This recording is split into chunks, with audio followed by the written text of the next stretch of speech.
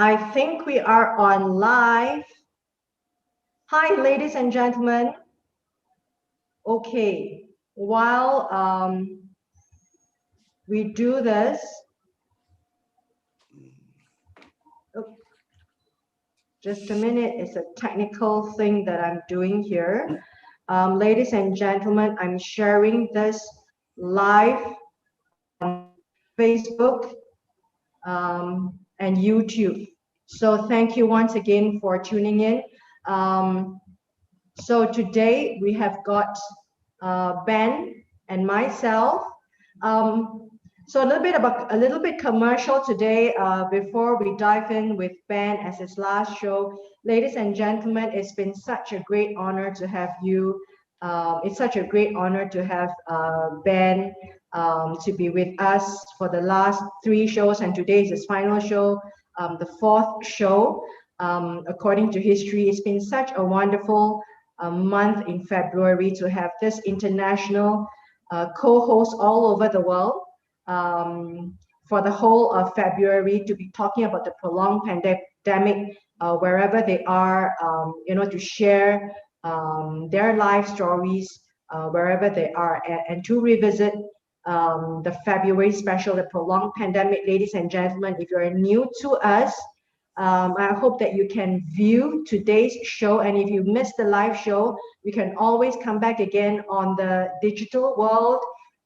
Come to talk about live, share the episodes, and share these favorite episodes and your favorite co-hosts to your friends for 2021, the prolonged pandemic, and 2020, the global pandemic. And today we've got Ben Kitchens, and after him, we've got a Jessica Dawn Russell, and after that, Dr. Moby, who's going to be the closing episode for the whole series. And then we've got an encore show from Wendy Weiss. Wendy Wise from Florida.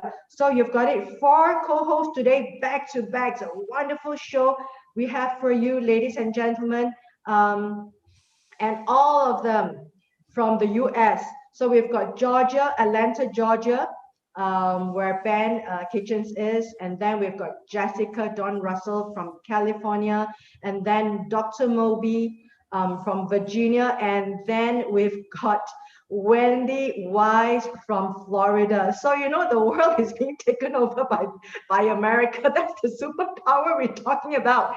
So ladies and gentlemen, welcome the final show with Ben Kitchens. He is the podcaster ranked 110 in the world for his podcast, The History Voyager. Welcome so much, Ben. Welcome you to the final show to Singapore for the prolonged pandemic. I thank you so much for your past three episodes that is so illuminating, that tells us what's happening in the US. Tell us today what's your what's your theme for today, and let's talk about what's our plan here on after the February. Ben, the floor is yours. Say hi. Hello, everybody. Hello. Well, let's see. After the pandemic, well, in America, I don't know when. I mean,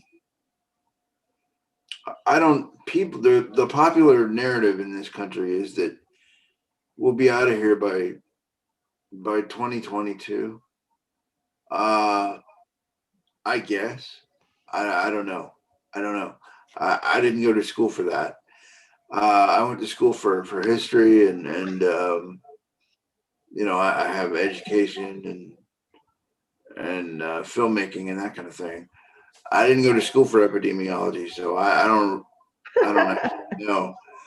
But I do kind of think things are going to be very different. I mean, if you think about working from home, but also I noticed something the last few days.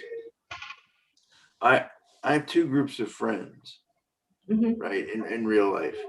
A group of friend A is, hey, I talked to somebody from Singapore today, and they always want to go, oh my God, you talk to somebody and say, wow, oh my God, wow, that's, or like yesterday I did a very fast impromptu podcast with a man in Slovakia. And Wow. this is what drove it home, right? This is what drove this home. I had this conversation 3 times yesterday.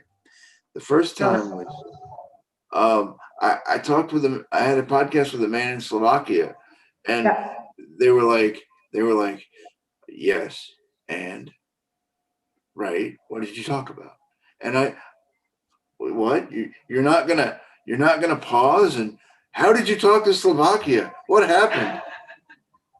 It's an amazing world that we live in. Yeah, exactly. The legacy, I Eastern think, Europe. the legacy for me for the Yeah. pandemic is how small the world is. Yes.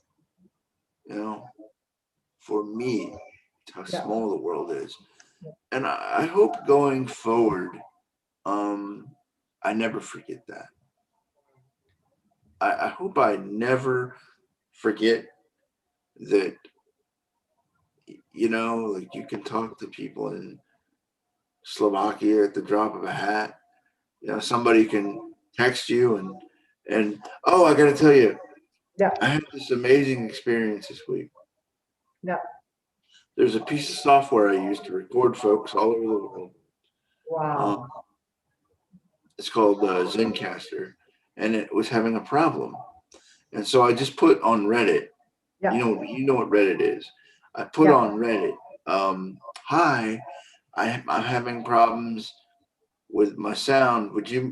Who wants to come on my show and do a podcast? And if it works and it's any good, I'll release it. You would not believe the responses I got. I mean, I'm going to be doing so much podcasting next week. It's going to be nuts. But so it was very humbling to realize that when I say that I'm the 110th most listened to podcast, that's a number. But to get the responses I got, was just Wow. staggering. Yeah. So, and I hope this continues. I hope that this kind of, this way of talking to people, this way of communicating with folks, I hope it continues. Now, in terms of what that means for the country, I think maybe it means that we become, as Americans, we become more international or more outward looking as far as our connections and as far as our not for the government, for the people. The people become more outward looking. So I'm hopeful. I'm hopeful. I have no idea, what this world is going to look like in 2022, or once you vaccinate. Okay, once you vaccinate everybody, are we going to want to go back to normal? Is the question. Yeah. I mean, to some extent, maybe, but and the other thing I was thinking about, I think I told you. In fact, I know I did. Yeah. I was a journal. I wrote on some of the early stories about the housing crash of 2008. Like I was literally the first journalist that I read. Yeah. That said, hey, there's a thing that's coming over the hill, the housing crash of 2008, and how that impacted people psychologically, socially, spiritually even. I mean, it really impacted people. Yeah. I wonder what this pandemic is going to do when it's over. Because for sure, people died because of the housing crash. But 500,000 people in this country in America died. And they're still there's still like, we don't know. I mean, there's so many symptoms of this thing, and there's so many ways it can kill you. Yeah. We don't know. Yeah. That's just a number. You know, that's just that number is going to keep growing, you know, years after this is over. But so I don't have any analytics for you or anything like that. But I do think this is a watershed moment, a watershed point of mankind. In our for mankind, exactly for mankind. There's a story. One of my first interviews that was international. I was talking. Actually, I think it might have been the first one. Yep. I was talking with this man who's an expert. He's an expert in cryptocurrency and in the world. Well, he's more than that. It's not just cryptocurrency. It's the financial aspects of the technical aspects of finance is what he's an expert in. And he and I had the exact same experience on the exact same moment earlier that day. Yeah. He had bought his mother an Apple iPhone, and I had bought my father an Apple iPhone, and it was the same model phone. Yeah. And both of our parents were like, you know, can you show me how to do something on this phone? And, you know, Apple iPhones don't exactly have back buttons, right? They do, but you have to find it. Yeah. To find it. And both of us, we figured it out. Yeah. Both of us at the same time in two different languages said, would it kill Steve, or would it kill the head of Apple, right, to make a back button on his phone? Yeah. Would it, you know, at the same moment in two different countries, in two different languages, we had this thing happen. And you know, I'll just, so I know these differences that we have, they're not real. That we think we have, you know, they're not real. You know, the differences are not real. Well said. I get it. I mean, you know, like, I don't know. This whole thing's been very humbling for me, honestly. So what about you? What are you going to do next?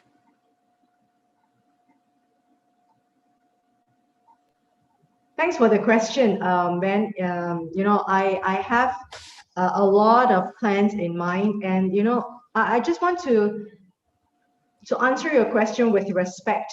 You know, a lot of things have gone through my mind during this 2020 and 2021. It has not been easy, and it has not been easy mentally, emotionally, just being in the cloud of uncertainty, right?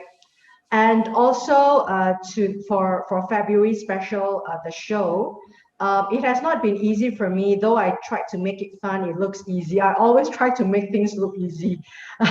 Whatever things I do, you know, I feel it. Before I answer your question, I just want to, you know, put this in context for the viewers.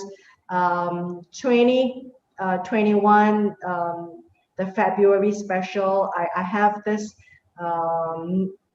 you know, this thought in my heart that, you know, the whole world comes together as one, and this is exactly what Ben has said. I'm totally echoing him that the differences are not real, and I think that we should accept differences, meaning that differences do exist, right? I mean, some people have blonde hair, some people have black hair, some people have other kinds of hair. I mean, some people like their hair blue and green. They want to dye orange and yellow. I mean, I think differences do exist, but I think we have to accept differences.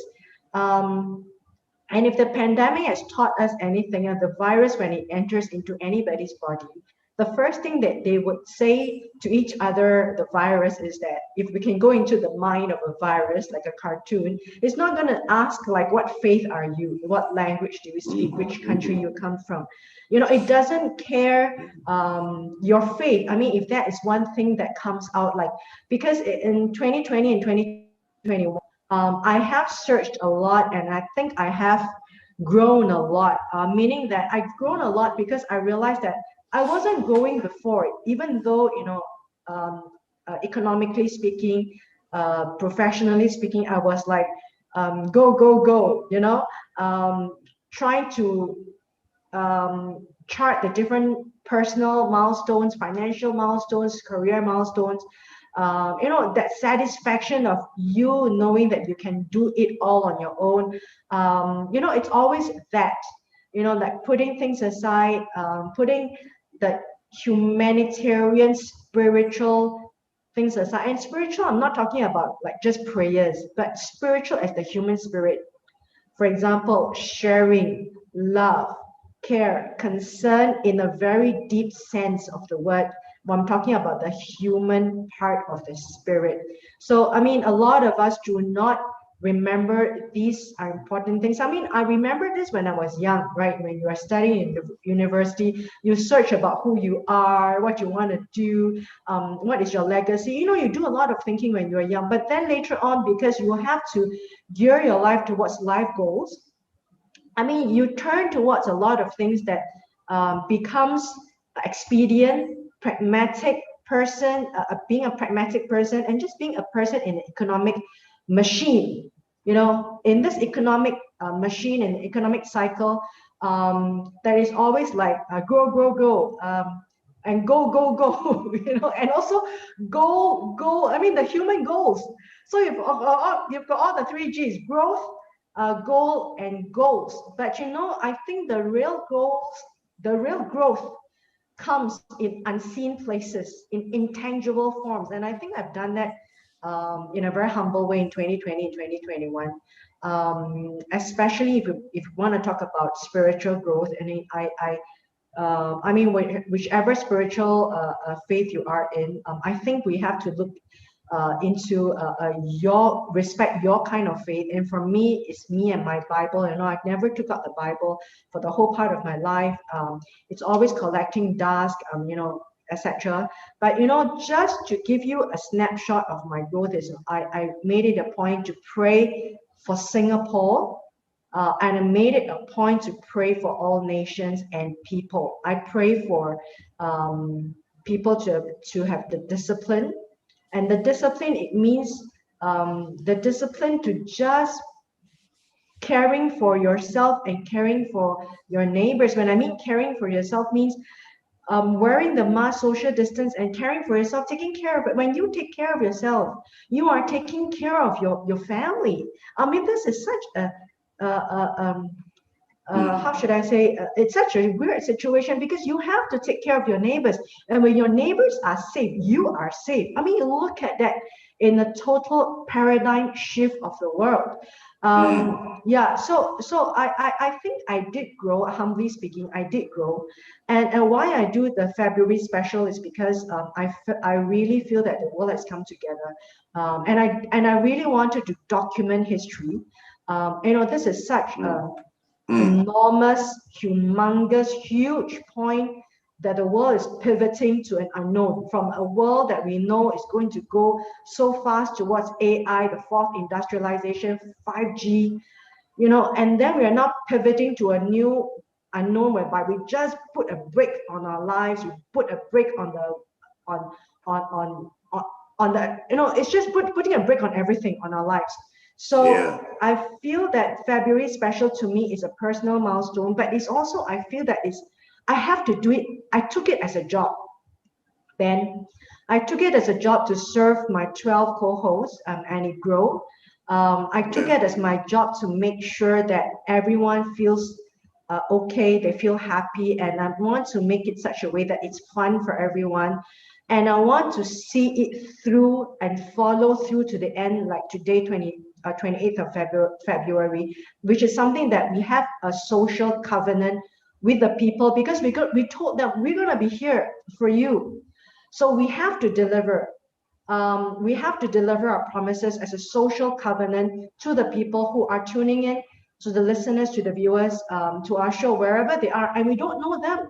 But it's a promise that we do, and the promise that we deliver. And I'm glad that we have come to this point, Ben and you and myself. Kudos to you and a big pat on your back. I feel it's my job. I feel it's a sense of responsibility. And to answer your question now, after all this prologue, is that I want to focus more on taking this conversation offline. And people like yourself and myself, we are podcasters, right? Once the mic starts, we flow. We can go non-stop and we can talk for hours and hours and hours, because we've got so much content that we want to share, because we found our voice and we're not afraid to speak our voice. Bearing in mind, we still need to be responsible for our voices, right? We need to be sensitive. We need to be responsible for what we say and not to harm our neighbors. That is very, very fundamental. Being a responsible global citizen is not to harm your neighbors with your voice, and that's very important. And I feel that a lot of people are hesitant to come online. A lot of people, especially Asians, they do not want to come online. They do not want to be recorded. They do not want to be seen. No, this is just okay. A couple of things. A lot of people are just camera shy, and just to answer you, using myself as a case study, 2020 is a personal milestone for me, because it's the milestone because I took it as a personal breakthrough, that to be in front of the camera. I never wanted to be in front of the camera, and I never wanted to be out there in the YouTube world, because I just wanted to do my YouTube channel since I've started in 2016. Many different channels. Some of them are closed. That I never wanted to be on camera. And this is so with a lot of Asians. People are just camera shy. We're not eloquent. We don't look good. We have this sense of insecurity, and we are afraid to be recorded by the government, to be checked, and then to be held responsible for the words that you say. So a lot of us are not comfortable in going online, and that goes with a lot of Singaporeans, a lot of friends of mine. So I want to take this conversation offline. To people who needs to be heard, who needs to voice out. I take it a sense of social responsibility. And to let Ben know, it is not so much a mission. I'm not a person with a messianic spirit. I've come to this stage in my life that I feel I'm so blessed. I feel that I do need to pay it forward to the world, to the society, to the community that has built me up. But I'm not like looking at to change the world, because I know that that part of me when I was young, well, is long gone. I'm just taking it step by step. If I can affect someone, even in a podcast, if there's some word that we say that we can encourage someone, I've done my job. So I'm taking this offline after February. That's to answer your question. I mean, the thing, when I was a kid, a college kid, I thought I was gonna, change the world. Change the world, be a professor. Yes, I thought so too. I know I can't change the world. But I think about it now. I think about all the people that I'm educating over a podcast. Yes. And it's just amazing. It's so humbling. Yes. It's so humbling. That's right, Professor. It's so humbling, but at the same time, it's like, like I think I told you the story about I called Apple about my dad's phone, and the guy at Apple recognized my voice from a podcast. Wow. Yeah. So I guess first of all, look outward and realize that, but also realize that anybody, if you have talent, is going to find, if you do this, you have talent, and you get on social media and you boost it on social media, you're gonna find an audience. You know, you're gonna find an audience. And it's just amazing all the the stories I've heard about so and so listens to your podcast, and I was like, really? I'm growing into your podcast too. I feel that you're such a friend, and I like I'm growing into your podcast because I like your voice. You're such a soothing voice that is like has such a calming effect on the mind. And you can listen to it for a long time. I mean, a voice like me, you can't listen to it for like hours. I think you can listen to it for maximum like an hour. Years ago when I was teaching in the polytechnic, I used to I have to have this energy for students. I mean, I have to. Otherwise, the students would be at the back. They'll be listening to the earphones, and they'll be like doing funny things with the phone at the back. I mean, if you don't have the kind of energy, you can't command the class. I mean, that comes with the territory of a teacher, right? Someone who is facing like all these young adults, the teenagers, they're just going everywhere with their minds. But with you and your podcast, I'm growing into it so much because you're such a calming voice. You're such a voice that can tell a very difficult story out and yet don't feel angry about it, and people can tune in, and especially I think in times like this in America, when like you did emphasize a couple of times that the country is really divided, and I think people can read in the news, right? The same piece of news is just being chopped to pieces on both sides. I mean, an example, okay, so the Senate or the House just voted on the COVID relief bill. And the bill polls at 75% of the American people. But anybody who looks at that poll, we're just like, did you ask Republicans? I mean, seriously, they don't. I don't know. So we'll see if the Senate passes this bill. I think they might, or some version of it. I hope they do, because people, people are hurting, and it's even basic services like the mail, the U.S. mail. Okay, I read a story on Twitter from a friend of mine. His mother, her bills are 3 months late getting to her house. Like her bills, her paper bills.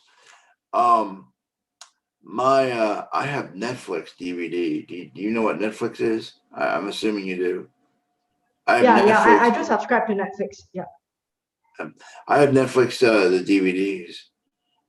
I have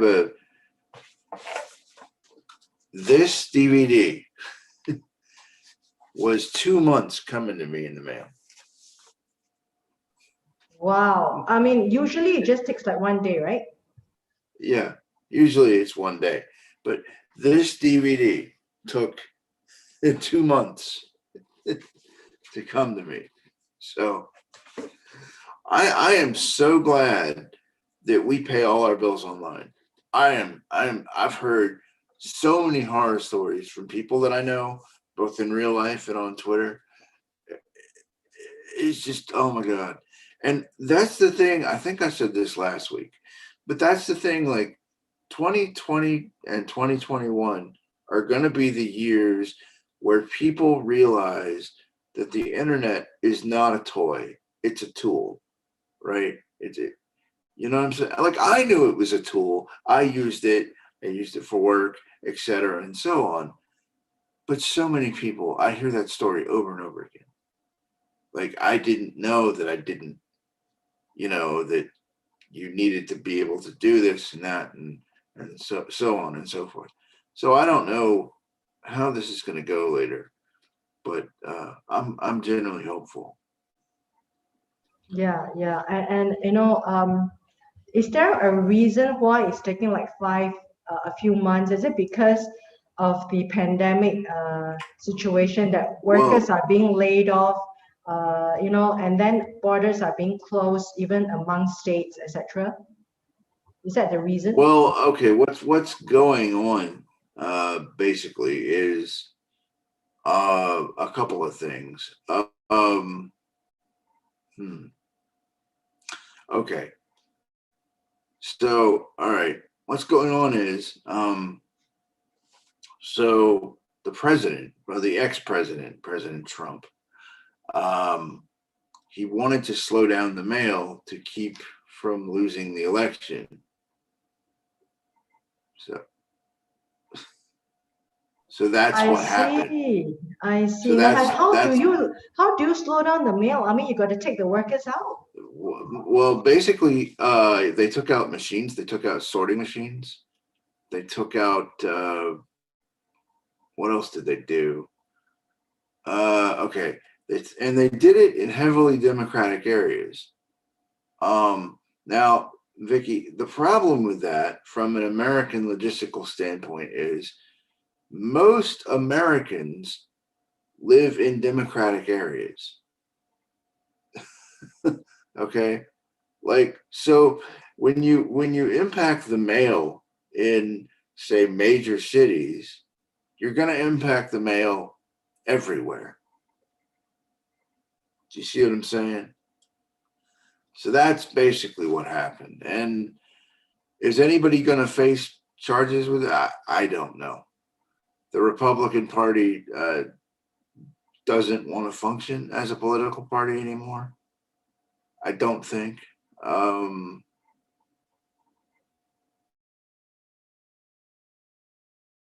I don't know. Um, I've studied politics for years and years and years. This is strange. This last several years is just so strange. A friend of mine said that Trump was a wartime president and the war was the American culture war. You know, so, but hopefully that we're going beyond that. I hope, you know, but anyway.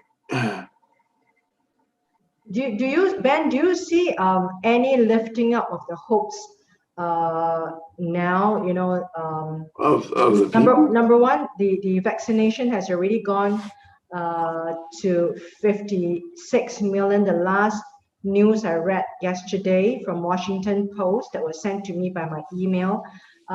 It's about 53 or 56 million already. And America's got like 200 million population, right? 350. Well, there are 350 million people 350 million. Yeah. who Okay. answer the census.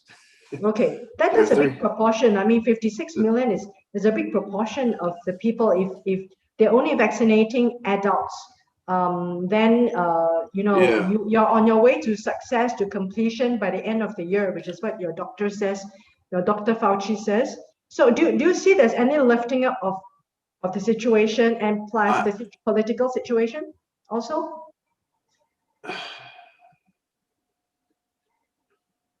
Do I see any lifting up of the political situation?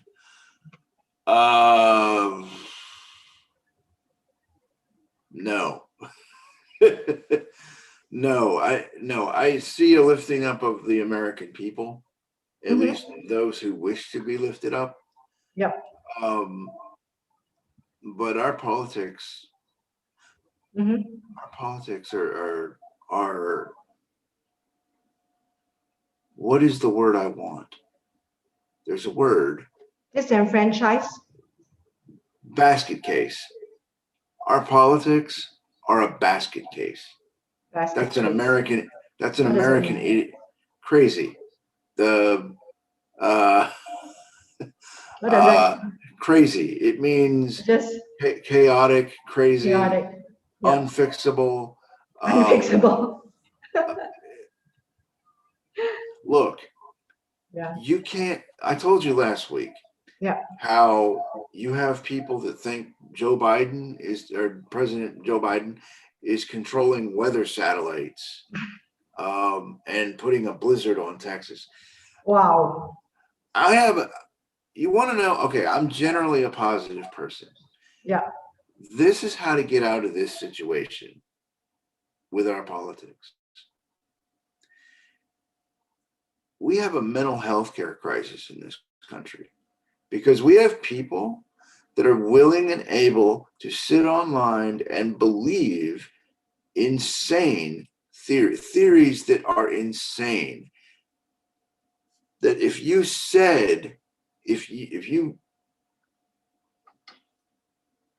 ran out in the street and said Joe Biden is controlling weather satellites, right? If you really said that, you'd be crazy. So the way to fix this, and the only way to fix it, is to make people accountable.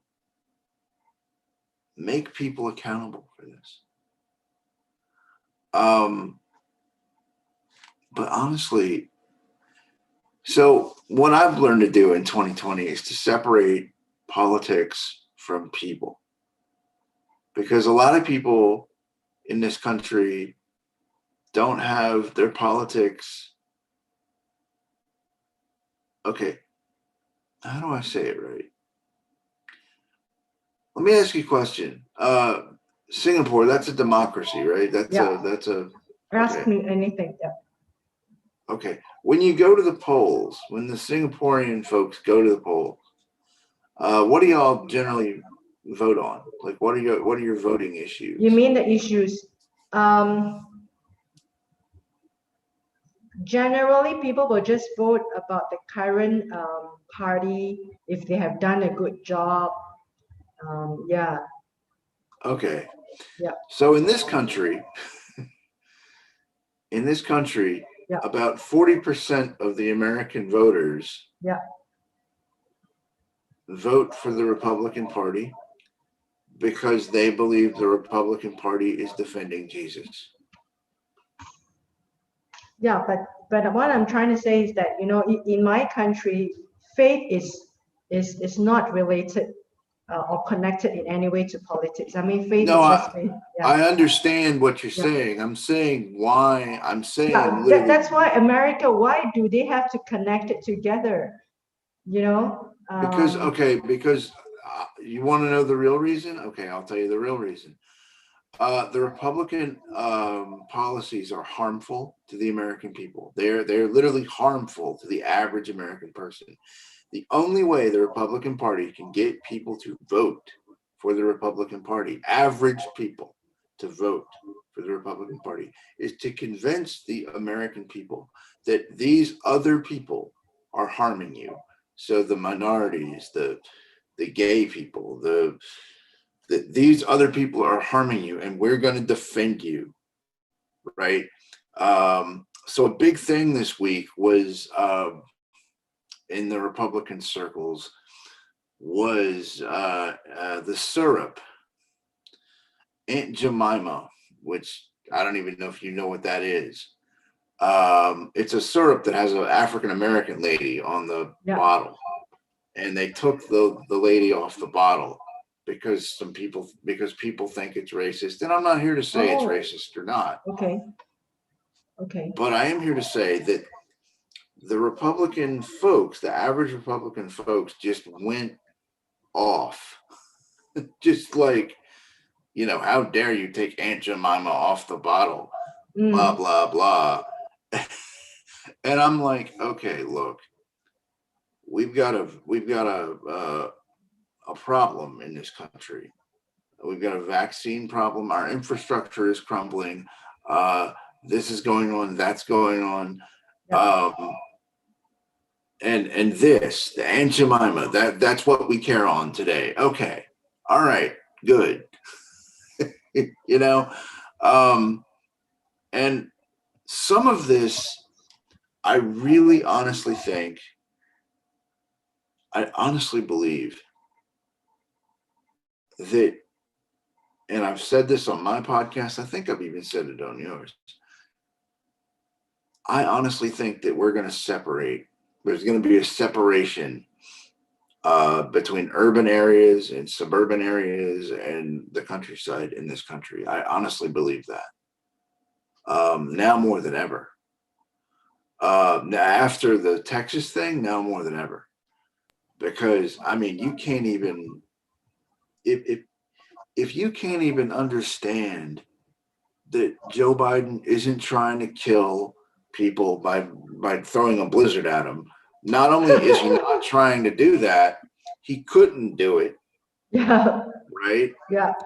If you're so, I don't know. I don't even. Okay, you got to refer me to some of these conversations they have.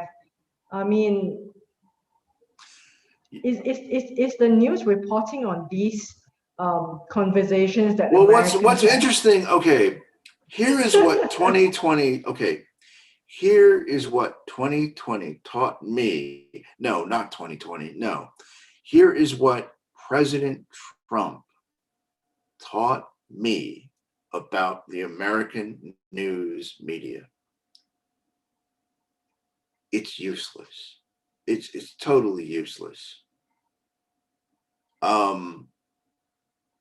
They cannot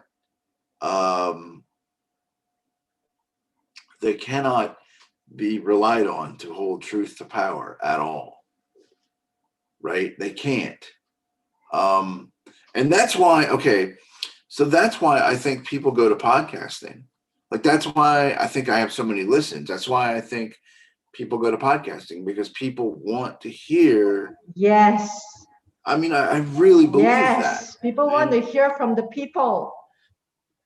Right. I mean, there was a podcast I did accidentally, not accidentally, but it didn't go in the direction I thought it would go. And we ended up talking about politics and all kinds of things.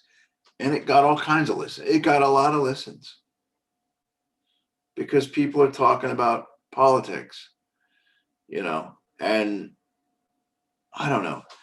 But to answer, okay, so one of the problems in our country is basically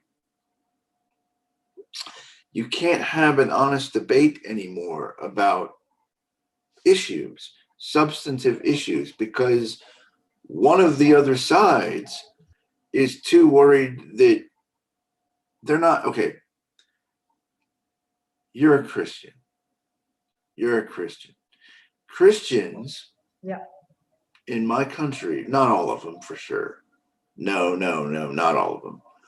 Okay. But you wouldn't have, there's so many people in this country that just don't care about this life. That's the only way I can say it. They don't. I know what you mean. They don't care. To care about this life. What a way to say it.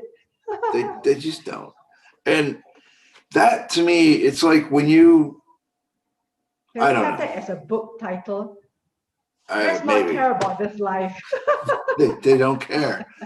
And the reason why is because the Republican Party has convinced these people that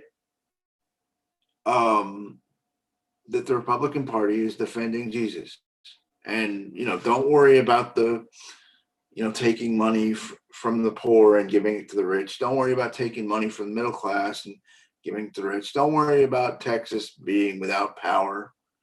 And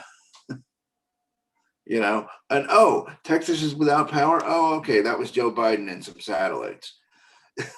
I mean, hey, but yeah. So that was something I didn't want to. Not that I didn't want to talk about it, but I didn't expect to talk about it today. Benny, anyway. we've got another like 5 minutes. Time has passed so fast. Yeah. I would love to come onto your podcast if you invite me on certain topics that we can talk about, and You're also invited. yeah, thank you. I mean, thank you. I've accepted it. So that's a contract, offer Yeah. acceptance. And I would Yeah. like to tell you about my view of the world, and also about producing the February special, and also producing uh, the 30th episode of the global pandemic in 2020. I mean, I see myself more like a producer. I like to talk more about that in your show, about some of these stories that have touched me, and for people not to forget this very important time in history of mankind. So I'm waiting to come onto your podcast, Ben. Well, let me think. What are you doing next weekend? Yeah, I will come onto your podcast. Okay. Great. All right. Would you like to wrap this up in the next for the next 4 minutes or so? Now it's Oh, sure. already, yeah. I'm very hopeful about the American people, and I want to make that totally clear with your listeners, your viewers. I don't know if our politics are fixable, though. I don't know. And I wouldn't have said that 5 years ago. 5 years ago, I would have said you can fix this. I don't think you can. But that being said, Americans persevere. People persevere. We are not our government. That's what I want to tell your worldwide listeners. We are not our government.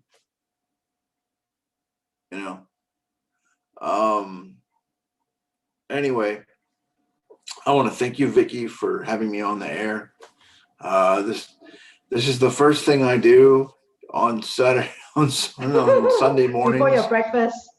Before breakfast, actually, yeah. And ladies and gentlemen, Ben is doing it for you.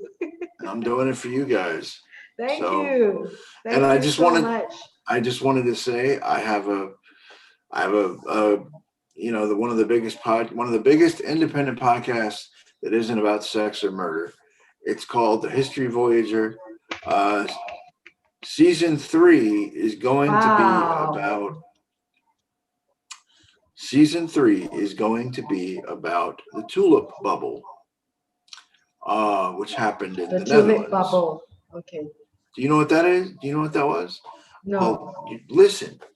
Okay, listening. It was fascinating. I'm researching it. In addition to talking to all these people, yeah. I'm also reading about tulips and tulip bubbles and tulip bubbles. Okay. And it was so interesting. And I just want to thank you for this opportunity. And you're more than welcome to come on my show. But I've got Tuesday booked. I've got. I would love to come onto your show like several times. That's what I mean. No, yeah, totally.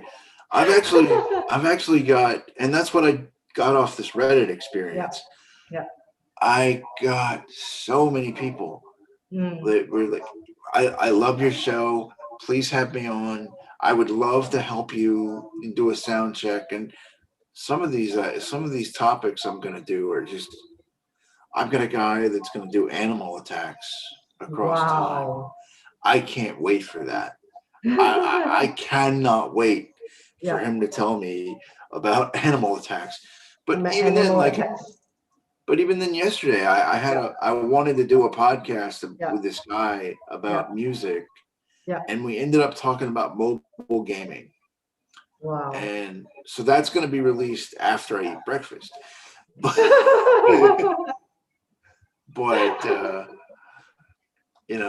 and there was this other, and you just talk. It's so great. It's so great to talk to people. I'm just eager to come onto your show to tell you about my philosophy, my view of the world. I would. Yeah, and I would also share. Yeah, tell me. If you don't mind, I would love to hear about your take on Christianity, because because so many people in this country who are Christians have our brand of Christianity in Singapore. But even in Singapore, there's different denominations of Christianity. I mean, you go to Africa, there's different denominations. Yeah. You go to China, you go to Europe, you go to different parts of Asia. It's like, how should I say, culturalized, or is there such a word? And it's not, not politicized here. Nobody want to attach, it's politics to it, but it's like culturalized with your culture. I'm sure, like if you go to Jamaica, they will sing the hymns in Jamaican language with the drums. Jamaican it's totally English. different. Yeah. Here, if I attend a Chinese church, I would worship in Mandarin or in Cantonese. If I go to my original church, because I'm a Baptist, then I would be singing the hymns that is closer to an American brand. But yet America, I mean, you look at Kanye West, he's got his own brand of Christianity. You look at different people, they have different brands of Christianity. You lived in Paris, right? Before this, you lived in Paris. Yeah. France. Yeah. So France. So are you going to? Yes, I do go to the French church. I go to different kinds of, and even then they have different kind of like culturalized. I mean, you've got the New Age Christianity, and you worship in French, of course. The whole sermon is in French, and you've got. I mean, you really have got different. I mean, if you go to Germany, they're more conservative. You talk about Martin Luther. I mean, it's so different. So, but I think I can tell you my own experience. If I were to come to your show, my own experience, and from my take and my case study to share with the world. I mean, I don't speak for the rest of the world, but I just speak for myself. Well, right, and that's what everybody. I mean, that's the thing I have to tell people is, they'll say to me, "I'm not an expert," and I'll say, "Well, look, I mean, just come on my show and talk about." For example, I've got an episode in the can, or that's a movie term. I've got an episode that I want to release, that I'm going to release, where the guy talks about raising children, raising girls in the pandemic. Raising girls, like daughters. Oh, the daughters, raising the girls. Yeah. Raising girls. Yeah. During the pandemic. Yeah. During the pandemic, when you have slow internet. Yeah. And he brought up things that, I mean, I don't have children. So he brought up things that I wouldn't have thought about. Yeah. Issues for the world. And I've got to do some editing on that, but that's going to come out probably today. Wow, great. I'm going to say that. It's going to come out today. I'm definitely going to come onto your show. Okay, right, Ben, I got to cut you short. We are coming to the end of your episode, and I would like to give your show a shout out, ladies and gentlemen. Tune in to Ben's The History Voyager, and thank you, Ben, for 4 episodes that we have got such a wonderful time together. He's like an old friend that I've known for a long time. It's so strange, and I'm going to go on to his show, ladies and gentlemen, that follow me to his show. And you know what, Ben, I know we've got lots of things to say. We're going to continue into your podcast. How about that? Oh, I'm looking forward to it next week. I'm looking forward to it. It'll be fun. And before you go, and because I've always wanted to take an opportunity to tell you about my book, Ben. I'm not sure you've seen this book of mine. Wow. The Candle in the Wind, Dreams of a Daughter. Cool. Yeah. This book is written in memory of my mom. She passed on she's gone home to the Lord on the 25th October 2015. It was a really tough time for me to go through that 3 to almost 5 years of grief. It's still hard now. I can't really flip the book, and I got it published in Amazon Kindle in October, late October, just I think 2 weeks before her anniversary memorial. So I would like everyone to go to Amazon to take a look at my book and to do a review. You can have a summary of the book from there. But you know what? I would like to read to Ben a little poem I wrote. Would that be fine for you, Ben? Oh, that'd be good. Yeah. Okay. You know what? I'm just telling you the truth. Okay. All right. Someone has just tuned in from Mexico. Just a minute, because I think he wants to say hello to you. That's our co-host. Oh, okay. Hello, is that Rudy? Miguel? Yes. Rudy, Miguel, you're 1 hour early. You should come in another hour later. I'm sorry. I just No, want to but make it's sure, good. Mr. You know Ben. what? Sorry, thank you. It's a pleasure, No, but but I'll see you in a while. I would like you to meet Ben, because I know you are a fan of his show. Ben, you know that Miguel Oh, Flores wow. from Mexico, he watches your show. He is your fan. Yeah, I'm a big fan, sir. Let me tell you. Nice to meet you. Really nice to meet you, man. And Oh, ladies and thank you, gentlemen, sir. Miguel is our co-host for Tuesday special, the Good News Show from Mexico City. Hi, Miguel. Hi, Ben. Gentlemen, how are you guys? Miguel, tell Very us good. Just about wanted to you. say hi. Make sure I'm not late. Yeah, and I would like two of you gentlemen to tune in an hour later, Of 45 course. minutes later with the rest of them if they're gonna come in. All right. Okay, now while you're there, I would like to make a shout out to my book, Miguel, Rudy, and Ben. So this is the book. So I'm not gonna waste my time to read the poem. I hope that you guys can go onto Amazon and Kindle and look at the book, because I was just telling everyone that this book I took 5 years to write. It should be part one, because I still have got a whole host of resources that I've not published. So it's that it's just so hard for me to fit, because it's not fiction. It's more like a personal journal that I write about my dreams of my mother.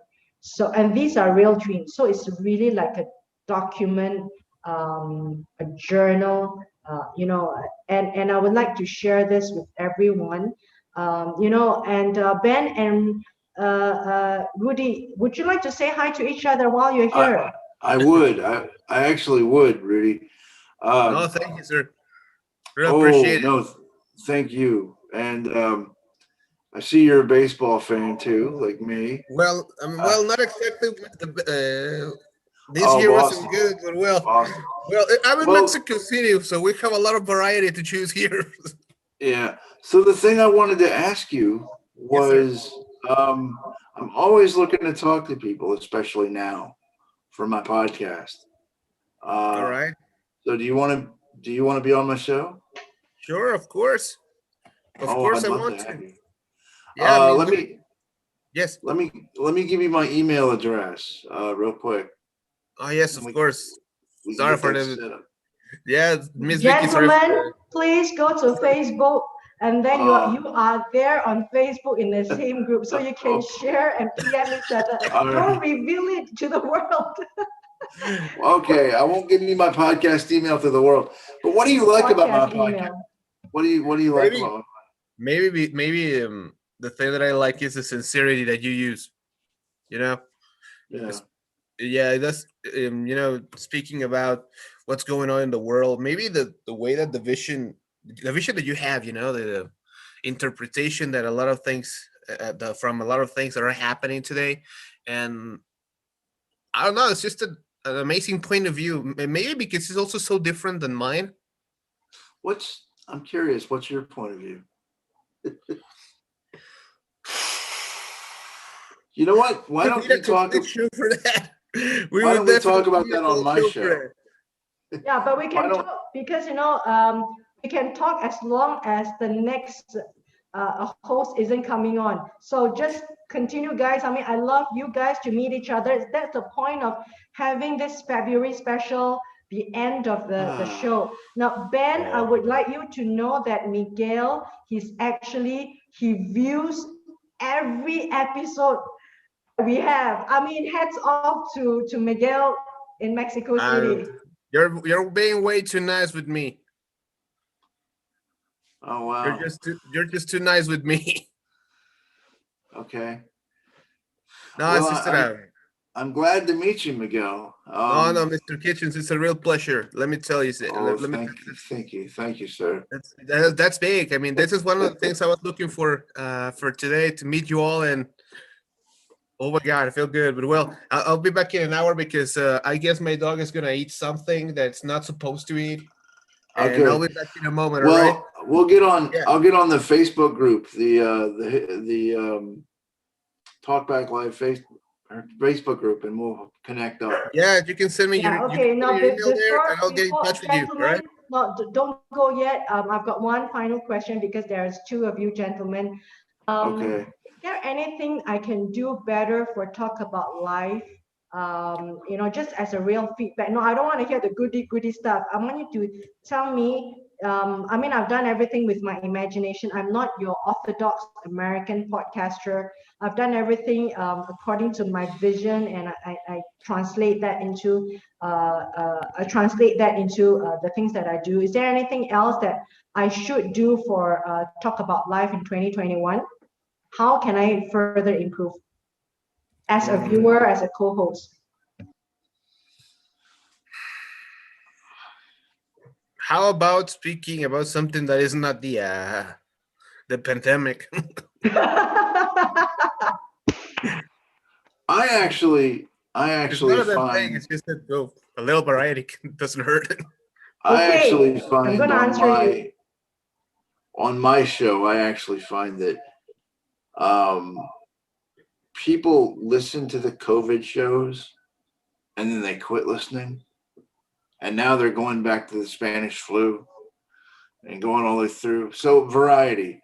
I said this on my podcast yesterday that I haven't released yet. That I think we all grew up, all of us are old enough to remember when the only media was big media. And all of us remember that they say, well, you have to do it a certain way. And I would say, no, you don't. Talk about whatever you want to talk about. I mean, I took a history podcast and talked to my favorite, the blogger of my favorite soccer team. So, why? Because I wanted to talk to him. No reason other than that. And just to feedback to the two gentlemen and also to answer Ben's question earlier on, what do I plan to do? Today is the final day of the February special. I would like to wrap up the prolonged pandemic, and that's right. I think Miguel says it right. What about variety? That's what Ben says. What about variety? And Miguel says, what about other topics? Yes, I'm going to roll up something called the Life e-magazine, the Life Mag, I call it for short, where I'm going to invite you for a challenge to write your life biography in 100 words. So ladies and gentlemen, you listen up to this challenge that I'm posing to the two gentlemen. That is their challenge to write your autobiography in 100 words. Miguel, are you here with us? Definitely. Yeah. Maybe a little distracted, but here. By the way, by his dog. Okay, wants to say hi. I'm just going to tell Ben also, hey, cutie. Say hello to Tenoch. Okay, I would like Miguel and Ben to take up this challenge. How do you write your autobiography in 100 words? And 100 words means 3 paragraphs of 4 sentences each. And this is what you're going to write. Listen up, gentlemen. Your autobiography in 3 paragraphs, 4 sentences. Now, 100 words seems easy, right? But I'm going to put you to the challenge. Listen up to the questions. What do you want to be remembered for? What do you want to remember? What do you want others to remember? What don't you want to remember? Whom do you love? Whom do you not love? What are your regrets? What would you have done better? Whom do you hate? Whom do you still hate? Whom do you want to say sorry? Whom do you want to say I love you?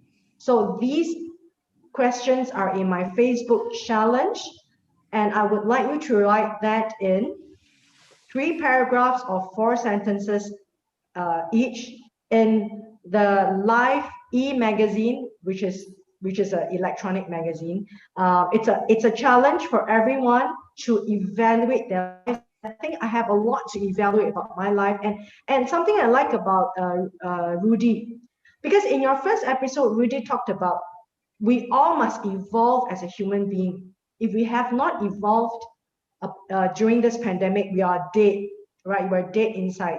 So I remember that very strongly, Ben, if you watched his show. And, and I would like to take my podcast, my channel to another level higher.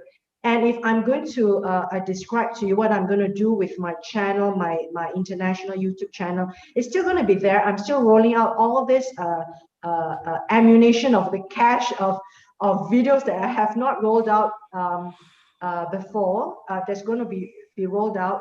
But I would like to take it on a higher level to something more spiritual, something much more edifying and encouraging for the human spirit, and also take it offline to have conversations with people who are camera shy. So e-magazine is one of the approach that I do, that people do not usually like to talk online about things that are so sensitive, especially men. It's very hard for men to talk about things. I mean, if you put a few women together, right? I mean, they will just talk forever, right?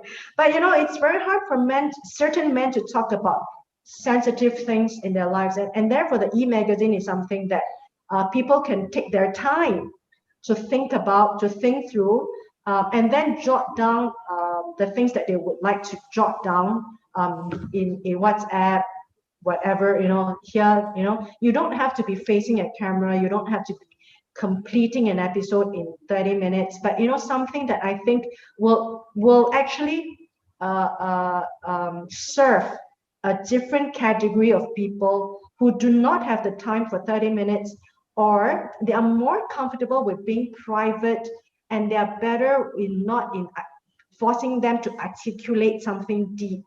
Talk about life is something very close to my heart, and if Ben and Miguel have followed me through, it's very deep. It's so hard for me to continue this channel because people have passed in my channel, like Pastor Brother Ali, stories that is really, really hard for me. Sometimes I do need to take a step back because it's a really hard channel, and it's a very challenging channel for me to be doing alone.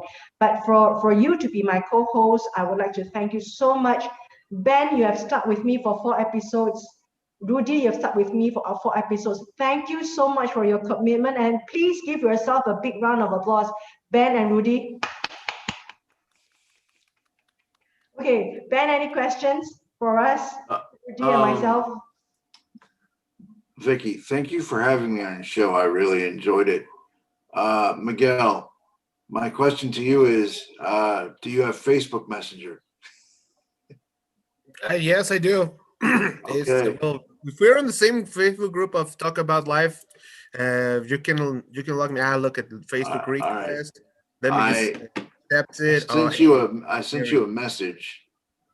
Boy, I'm so happy to meet somebody. I told Vicky today that I needed to check my sound for 2 important podcasts, which didn't actually happen. But I put on Reddit that I needed to check my sound, and I got so many people. Coming over. It was amazing. They're just like, oh my God, people. I would like to welcome Jessica Dawn Russell. Gentlemen, would you like to say hi to Miss Jessica Dawn Russell from California, Beverly Hills? Jessica, you are facing 2 good-looking gentlemen there. Ben from Atlanta. Ben is from Atlanta, Georgia. Miguel Flores from Mexico City. And you've got Jessica Russell right there in California. Jessica, would you like to say hello to the gentleman? Hi, guys. You've been doing a great job. I love it. Thank you, ma'am. You know, I would like to introduce Miss Jessica to Ben and Rudy. I love Jessica's first episode. She says, jump into the deep end. You always have to jump to the deep end. Always. Yeah, and also Rudy watches your show too, Rudy, right? I told you I'm a big fan of this, so I wouldn't miss anyone. So I was talking to Mr. Ben about, hey, we have to do something together. He invited me to his podcast, and dude, there's a lot of things to talk about Mexico. You wouldn't believe that. But well, that's part of another conversation. But Madame, it's also a pleasure to meet you right here from maybe out the other side of the border. We're here in Mexico City, but it's a great pleasure to meet you, Madame. Okay, all right. So, gentlemen, I won't take up your time. Come back in half an hour. All right? I'll be back. I'll be back. Okay, Stay bye. tuned because we'll be back. Because we're taking Jessica's show. Bye, gentlemen. I see you in half an hour. Sorry for that. Thanks, guys. Thank you. We'll see you in a moment. Hi, Jessica. How are you? Jessica. What was that? So, Ben, I'll see you in half an hour, Ben. You know, Jessica, last week we have your show about a lot of corporate gossip that I'm not going to utter again. But but you did establish something, ladies and gentlemen. You are tuning in to Jessica Russell, and she's going to launch a Jessica Dawn Russell show, JDR. The JDR show, am I right? Absolutely. And the JDR show in gold. Probably. Or in platinum. I'll tell you, I have a logo that I've used for something else. This is Jessica Dawn Russell. Yes, which I see here. It's in gold, and I've been contemplating whether or not I should use it. No, you should do that because branding means consistency. You must use it throughout. I mean, it can evolve, definitely. Yeah. You can redesign a little bit, but just like McDonald's, the arch, right? I mean, the color changes. If you go to Middle East, McDonald's is in green color. Do you know that? If you go to Singapore, it's in red, and in certain places they've got M with the word McDonald's. In certain places, you just have the arch M. You know, we've studied this in MBA classes already about how McDonald's does its branding. The McDonald's. Yeah. So you know what, ladies and gentlemen, please put our hands together to welcome Jessica Dawn Russell to her final episode today. And she will have with us another 35 to 40 minutes because at the end of the show, some people is going to jump on to say hi to her. Like Rudy watches her show. And Rudy, Rudy from Mexico City says, oh, Miguel, he says that you have such a refreshing new look at the world, which is great. So we need, I hope this is something that we can actually do a promotion for your podcast that's going to come on 1 month later. Okay, all about your show. I'm waiting to be on your show. I'm waiting to be talking about things that you want to know about this part of the world, about corporate gossips, about China, about Singapore, Malaysia, penetrating the market, about demography, about market development, expansion. I mean, I love to talk about corporate talks. That's where I started, right? So I love to be on your show. Please book me. So ladies and gentlemen, I am actually promoting her podcast now, which is going to come soon, a month, etc. But please tune in to her show and look for her name, JDR, the Jessica Dawn Russell Show. So that was something that we established last week, and we had some gossip, and we also talked about therapy for executives who go through difficult corporate times, and also the mental high performance breakthrough peak performance behavior.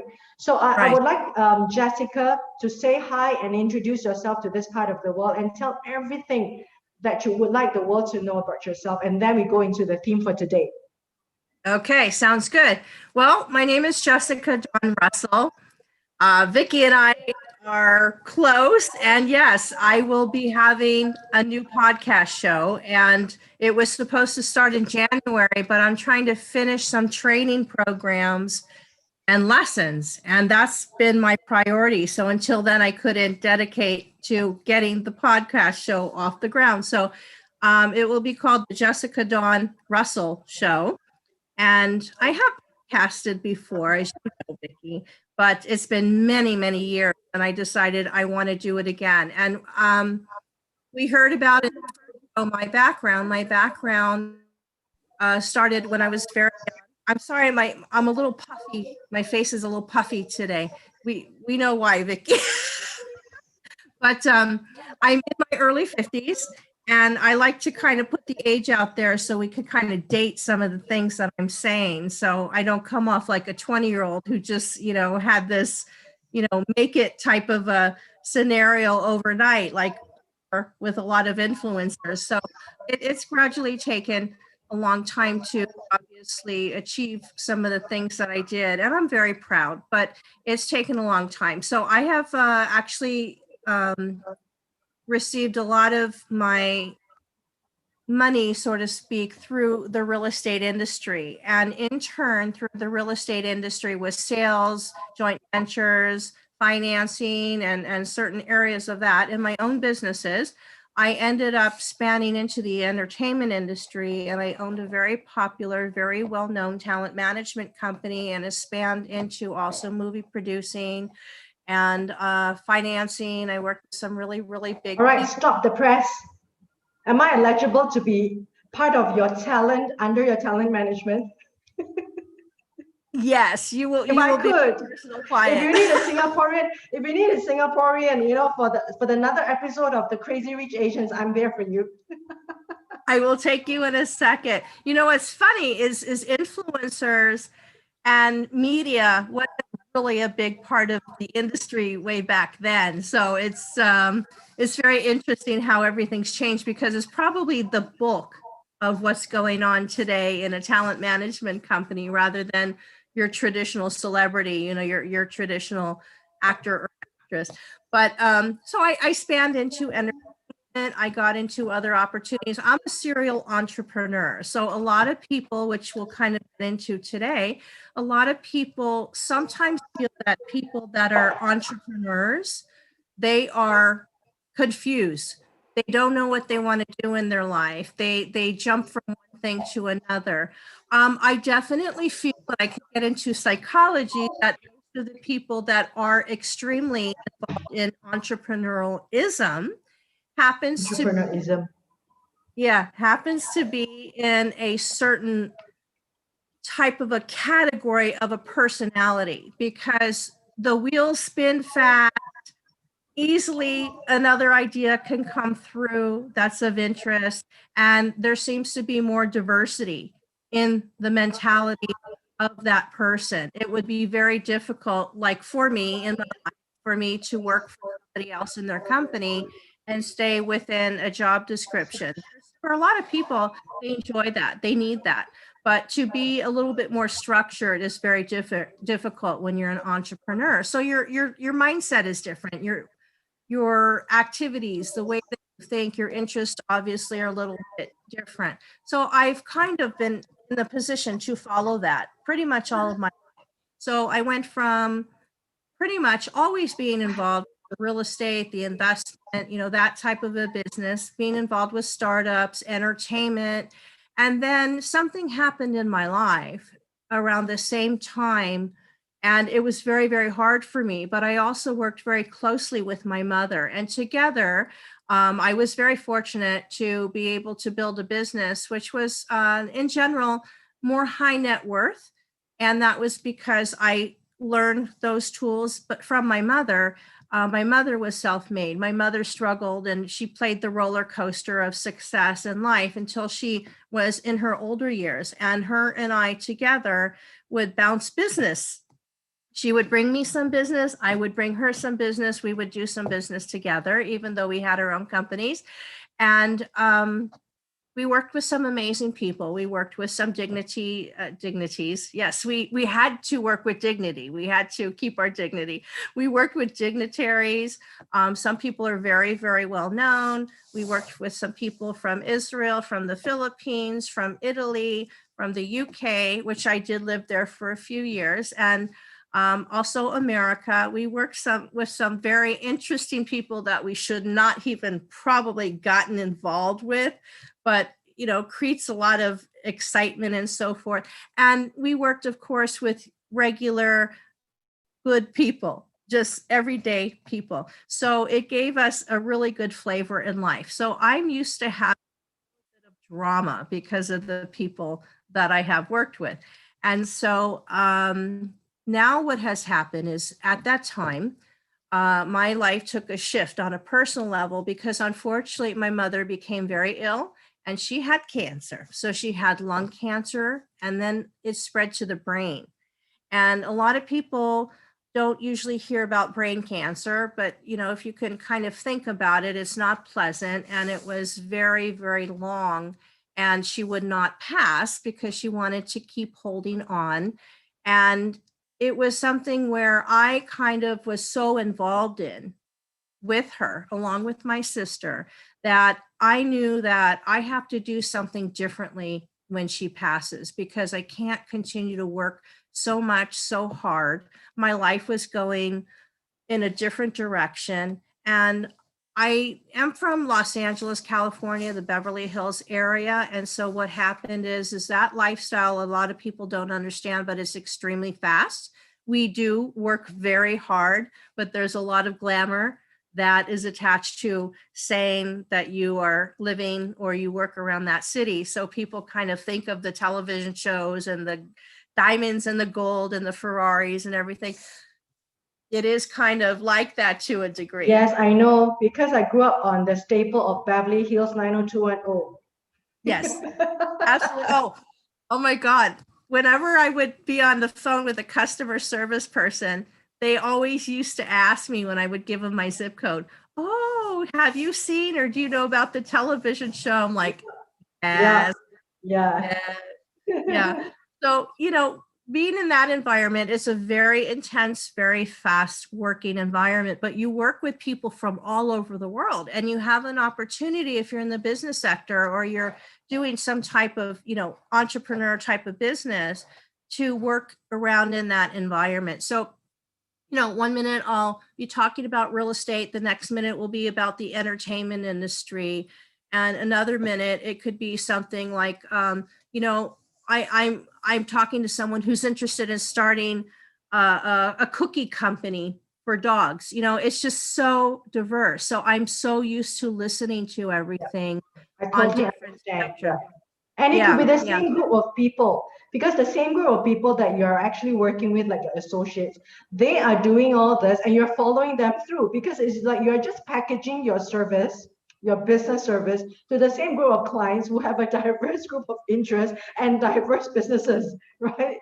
Oh, yeah. Oh, but that's what it is, So it's like most of the people that you do get introduced to from your colleagues or your affiliates, they know people who the same, they have a base profession and then they have all these little offshoots. And so when they introduce you to that person, they start talking about this and they start talking about this and then they start talking about this.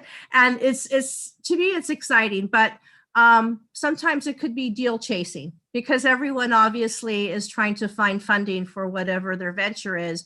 It's very difficult to just meet someone and they're just going to completely invite you in.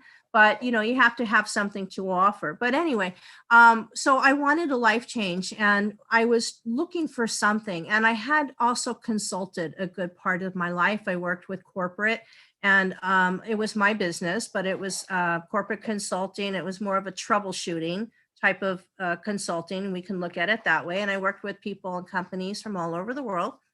And I always connected that thought, working extremely internationally.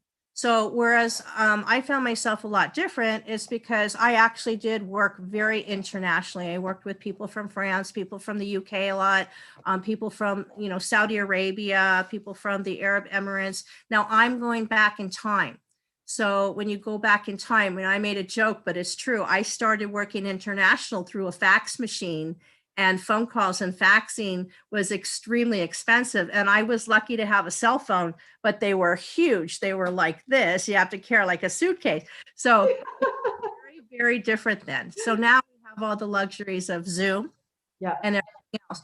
But I think it's important to know that, as we kind of left the last show, is that there's a spiritual awareness, whatever that spiritual may mean to you.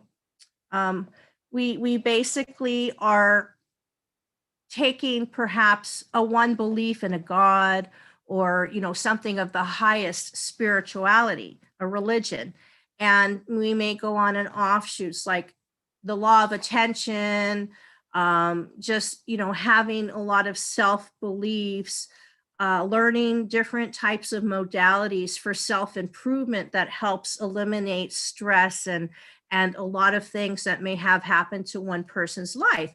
And so today, especially since what we've been going through over the last year-ish, almost a year and a half, a lot of people have come into their own, and they've been more flexible. They've learned more things, and they're starting to implement, which is what I've always done, and that is business in with, truthfully, a little bit more humanity or mindfulness. Mindfulness is living in the present moment rather than bringing in whatever you're doing at that time, whether it's a personal life or business life, bringing in a lot of the past. So you want to be able to be fresh and be in that moment to be able to move forward in the future. And you can delegate and you can create a lot of, different ideas and clean business because you have clarity in your mind and not a lot of stuff is cluttering it. So when you're involved in a task or you're involved in a negotiation or some form of a business venture, a lot of things from yourself or a lot of things from the past don't get dumped in. That's making the visual part in your head cloudy. So you can do the best and be the best that you can. So what I did is I actually started studying more about self-help, self-improvement. It was also good for me on the therapeutic side because of the fact that I was losing my mother, and it was a long, drawn out situation. We had nurses and this and that, and it was very uncomfortable. And at that time, I wasn't married, I didn't have children, but I felt that I was so stressed out because I was chasing so much. The business life, which we talked about, Vicki, the business life wasn't so fulfilling anymore. And I just felt like I need to kind of either physically move from Los Angeles, or I need to just reinvent myself, be the entrepreneur that I know I have to be, but just do things differently because I was just working my life away. You may not work for someone, but when you do an entrepreneur profession or have that mentality, if you have people working for you, their lives continue, but your life could have a tendency of staying still because you have to hold everything up. So, I was sometimes balancing different businesses and companies together. So I actually did get more involved. And I started to learn more components. One thing that was very interesting to me and instrumental, which we talked slightly about, is Anthony Robbins. He basically bases a lot on NLP, neuro linguistic programming, which I know is hitting more to the public sector out there in Singapore. Now he's coming out and he's saying exactly what it is. So I always try to put a little bit of personal, a bit of the, self-improvement, and on a conservative level, spirituality. and use a little bit of different types of methods when I'm training somebody or I'm working with them in regard. I'd like to stop the press right there. Jessica, for the untrained person, could you explain the difference between NLP and other kinds of performance-based, I should say, therapy, or a performance-based behavioral change systems? Okay, well, there's a lot out there, but in America and also in parts of Europe and in also Singapore, in Asia, we have hypnosis. I am very, very well known to do conservative hypnosis in America. In Los Angeles, I have 3 businesses for hypnosis. With hypnosis, we do other therapy and so forth. But hypnosis is the ability to get your mind and the subconscious and conscious part of your mind into a calm space. And it's very different than traditional, modalities that we do, which is meditation. A lot of people know what meditation is, and there's different forms within that. So hypnosis brings you to a higher level because it kind of allows the person who has the hypnosis to get themselves into a very, very calm space in their head where they're virtually feeling or they're thinking of pretty much nothing except for what the practitioner is letting them focus on. But there's a relaxed feeling because it starts really, really tapping in miraculously to the conscious and subconscious of your mind. The conscious part of your mind is the good part. The subconscious is the bad part. And unfortunately, why we are what we are and why we do what we do is because of the subconscious. And the subconscious is like a sponge that soaks in pretty much everything. And what it is, it's very dysfunctional, we can say, because it soaks in all the negativity like a sponge. It tries to block itself from the positivity. And this is our problem. It's everybody's problem. Our brain responds and receives pretty much mostly negativity, and a small percentage is positivity, which comes in through the conscious part of the mind. And the conscious always seems to fight. It fights the subconscious to try to take the negativity and replace it, so to speak, with positivity. And so depending on who the person is, and it doesn't matter, we can put it in a business sense or we put it definitely in a personal sense, because before business is personal, correct? So we have to replace, and that's why people have dysfunctions. They self-sabotage, they have trauma, they have a lot of stuff going on, or they have the inability to perform, whether it's an athlete, it's a business person, it's a CEO of a home. Mothers carry an extreme amount of stress and anxiety. A man who's holding up a family, who's really, really struggling in the workplace, is also obviously filled with anxiety, but you want to find a spirituality. So we have meditation, but meditation, a lot of people can do if they understand how to do it, and it could be guided, but hypnosis it's effective to a degree if you do self-hypnosis, but you really need a practitioner, and it's very, very deep in a level of cleaning, so to speak, the stuff, the clutter in your mind. Then you have other modalities that are out there like NLP. Now, NLP is sometimes what you hear a lot if you're listening to a podcast, or perhaps you're listening to, a tape of somebody who is in that environment. And it's a combination of different things. Like NLP is neural. So neural is neuro in your brain, but it's from listening. Linguistic is language, how we talk, how people perceive what we say, or how we perceive what they do. And P is for the programming. Programming throws people off because they think, oh, we're going to change their mind and we're going to start doing all this weird hocus pocus stuff. No, it's teaching the person how to process and eliminate other things that are clinging to their head. And what happened is NLP actually started off in the business environment because it was a performance. There's different types of performance, but we'll take it business performance, and high level and higher net worth people and different, top companies were actually involved with NLP.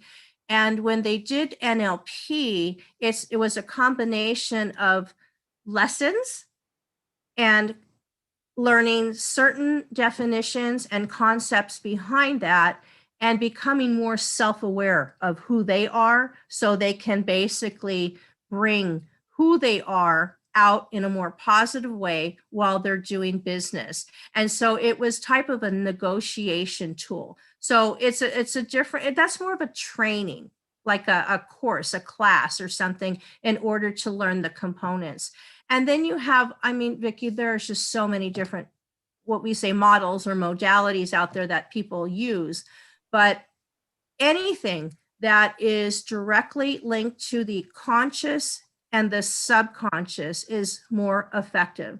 You can look up most of the most influential journals coming from around the world, the medical associations, the medical facilities, and look up hypnosis. And you will see that it is so extremely effective, whether you're talking about getting rid of trauma because of something that happened in your past, or brain trauma from an accident, cancer, also relationships, cigarette smoking. A lot of people smoke cigarettes and they just cannot shake that off. So they do something that implements strong hypnosis, and they usually have no problem shaking it off. Or, just any kind of a disorder or illness. It's very, very effective. And what it does is for the most part, so I don't continue to go on and on about it, but it basically helps to release and clean things in the mind. It's like working on a computer. You have the keyboard and you have a backspace. The backspace could kind of temporary delete, but you have to delete the cookies, or you have to get rid of the whole email or whatever it may be. So Jessica, it's taking that out. You have said a lot that I'm listening so intently, because I did a little bit of NLP before, which I paid a lot for. And of course, after that, you don't really, if you're not a practitioner, you're just going in to learn something. Then after a while, you kind of forget to use it, to utilize it. When it comes to hypnotherapy or hypnosis, and I would think that hypnosis and hypnotherapy, they're interchangeable, right? No. In order for a practitioner to call themselves a hypnotherapist, I see, a practitioner. You're binding different qualifications. I see. Have a lot of education in order to, in most states, and it should be in most countries, because in the UK, hypnosis is very big and it's very strong in the medical profession. They use it with patients and so forth. So it's kind of more of a natural type of a modality that they use there. But the therapy is a combination of hypnosis and the right to also do therapy with the client, do different types of therapies. Hypnosis is different modalities within the hypnosis umbrella. However, you're usually a hypnotist who can do or is qualified to do hypnosis, but a person who does hypnosis can also go online and they can take an hour crash course, and now they're trying to call themselves a hypnotist or somebody of that matter. That could be dangerous, right? That could be dangerous, right? If you are the client and you go under some people who are like semi-qualified, and they put you through certain kinds of processes. So I would like to wait, because sorry, Vicki, I want to tell you, hypnosis for what it is not dangerous. Okay. Totally safe. Okay. However, if you are the one who's looking for someone to do hypnosis on you, you don't want to work with someone who doesn't know what they're doing, because in another way, it could be dangerous because they don't know what they're doing. So they're pretending they're a therapist. They're pretending they know what they're doing, and they're wasting your time. And, when you're starting to deal with people's emotions and feelings, you have to be able to help them properly. So if you have someone trying to fake it till they make it, or they're pretending they can do all of this stuff. No, now there's stage hypnosis really fast. So stage hypnosis, sometimes they'll try to elevate your body and put, a chair on the right side and a chair on the left side, and they'll try to dangle you. If someone is not experienced stage hypnosis, you don't want to play that game and be on top of those chairs. So that's why I'm saying, and in different parts of the world and in America, depending where you got your education, because in sometimes a very well-trained hypnotherapist will take another year or two of education just to learn hypnosis, the brain, how we function, different modalities, and so forth. So that's the difference. So you want to find someone who is well-trained and qualified.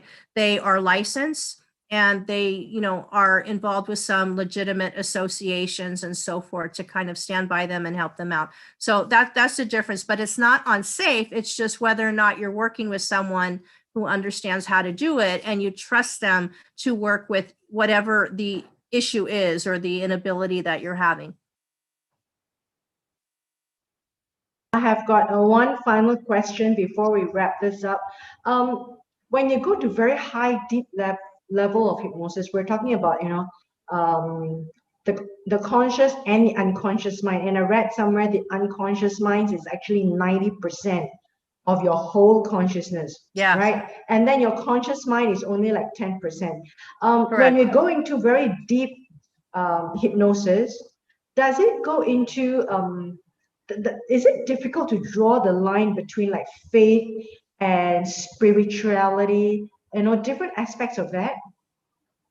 Did you say fake or faith? Faith or spirituality, anything that is got to do with well, that's gonna come before somebody gets involved with anything. They have to have some kind of spiritual feeling. Now, there are some hypnotists or hypnotherapists that are involved with past life. There's other ones that are involved with energy. With hypnosis, if you're correctly educated or extensively educated, we learn about the brain, we learn a little bit about science and also medical. Yeah. A lot of people don't realize that. So, we have a good understanding. So when you say spirituality, certain people are into different things. Like we have natural energy in rocks and crystals. So someone may be involved with that, or a different modality, a model. So with what you're talking about, each person who comes to see you is on a different level within themselves about religious or spiritual beliefs. But there's a regular spiritual belief that's within all of this, and that's to make yourself better or the best that you can be. And so when you take this on, you start believing because you understand the meaning now of like the power of intention, other social elements that come in, just understanding that you have to take care of yourself because it is part of that mind and body connection. And so your mind is not clear and doesn't function well if your body is not somewhat healthy or taken care of. If your body is in pain, or you have some kind of a disease or a condition, it affects your mind. When anything affects your mind, it's going to affect what you do, how you do the cycle. Yeah. You're interacting with other people. And that's where you have a big problem. All right, Jessica, ladies and gentlemen, we are coming to the end of her show. This is the third episode, and I'd like to thank Jessica for that. But before we end her show, I'd like to welcome a couple of our guests who's going to come on to say hello from every part of the world. So Jessica, I would like to make a shout out for your podcast. The Jessica Dawn Russell Show is going to come very soon once she's ready. 2 weeks. 2 weeks. And then, she's going to talk a lot about a lot of things. hypnotherapy, and also about corporate gossips and corporate strategies. I would love to be on a show. And with that, I would like to thank Jessica. But before Jessica logs off in another 10 minutes, I'd like to welcome Mr. Ang Ming Song from Singapore. Ming Song is actually a director, producer of his company, Media Shop. So you've got two media person here. So Ming Song, I'd like to introduce Jessica to you. Jessica is a person who does projects in California with Hollywood. She's got shows that she was dealing with Donald Trump in Hollywood. When Jessica, I'm talking to Ming Song to do a 10-minute short film about the pandemic. Ming Song, would you like to say hi to everyone and to Jessica and also introduce yourself? Hi, Jessica. Thanks, Vicky, for linking up and doing all of these things. So yeah, I run a video production house, and we have operations in Singapore as well as in Shanghai, China. And these days we do work beyond around the region, and of course we have done some filming work through partners, and it'll be great to link up and we can extend talk and see our reach, of course. Yeah. And I would like to interject. Vicky will do a Zoom and we'll talk. We'll see if we can do something. Yeah, I'm going to be under Jessica Russell's talent management. I would like her to rope me in as one of her talents for the next Crazy Rich Asians show. So you know what, Ming Song, I'm going to be one of your talents too. Now don't count me out. Well, I think we have lost Jessica. Ming Song, how are you doing? And thank you for coming in here to say a final take a bow moment for the show. Thank you so much. How is your feedback? Could you give me some feedback about your 2 episodes that you had done with us? Yeah. Personally, I think this is the first time I've done such a show, and as much as I didn't exactly plan for it, but I thought the way it went about really well. All thanks to Vicky for igniting or to unearth some of those content from deep within me. That's my job as a host, as an interviewer. I mean, I like to go in deep, and then I like to ask questions, and sometimes we throw the guests out. But that's important because we don't want to stay on a superficial level. This is a show. I'm talking about, this is a real show, and it's not something that you say hi and you buy. It's not a typical Zoom session whereby you just rattle off your PowerPoint. And I was just telling people, like even Tailing, who was here last year, it's so easy for us to rattle off like bullet point 1, 2, 3, 4, and then just sit down there, and to be disengaged. But it is very important for us to engage our audience. Be it a corporate Zoom event whereby you are facing your corporate clients, or be it you are a teacher trying to conduct a class within the Zoom session, which is so difficult because all the students, the mind is going to go everywhere. They pretend to be watching the screen. I mean, that's like you and us, we're adults, we know, right? And we face up to that. But I think more importantly is like for a show to be authentic, and like what you say, I mean, we are in this millennium whereby people can see through you. If you're not authentic, you just try to hide or try to just fit your way, people are not going to deal with you. I mean, especially so as an entrepreneur, you need people to support you and to support the business. They need to support your view of the world, your philosophy, your honesty, and your hard work and diligence. And I'm so glad that Ming Song, you are representing Singapore from this part of the world. I was just telling, and I never always have a lot of chance to talk to people because I'm usually the co-host. It is people's show. I'm just trying to manage the technology. But the world is moving forward in this 4th industrialization. We exist in the digital form. Even when we pass off, we go to the heavens. We will still exist, and maybe we exist in a way that we become a chatbot, that even we're not here anymore, people can communicate with us, with our voice, with our image, because it's all the technology is already there. You know, and you being in this space is really exciting. Ming Song, would you like to tell us about, you know, you being in the space? And you know, from your last episode that day, you know, you're saying that your business is growing, and I'm very sure you're going to take it to the next level. Right. I think what's exciting going forward is finding collaborative partners, looking beyond your current space and thinking out of the box, because this episode has, or rather this entire situation has forced us all to really think of all forms of possibilities and not just be satisfied within what you are doing. Sometimes, a lot of times, many people are forced to. And I think with that spirit, we must learn to not be comfortable in whatever we currently are, because the opportunities are out there. Talk through with people, and I love connecting people through folks like you, where I'll probably potentially get to know Jessica.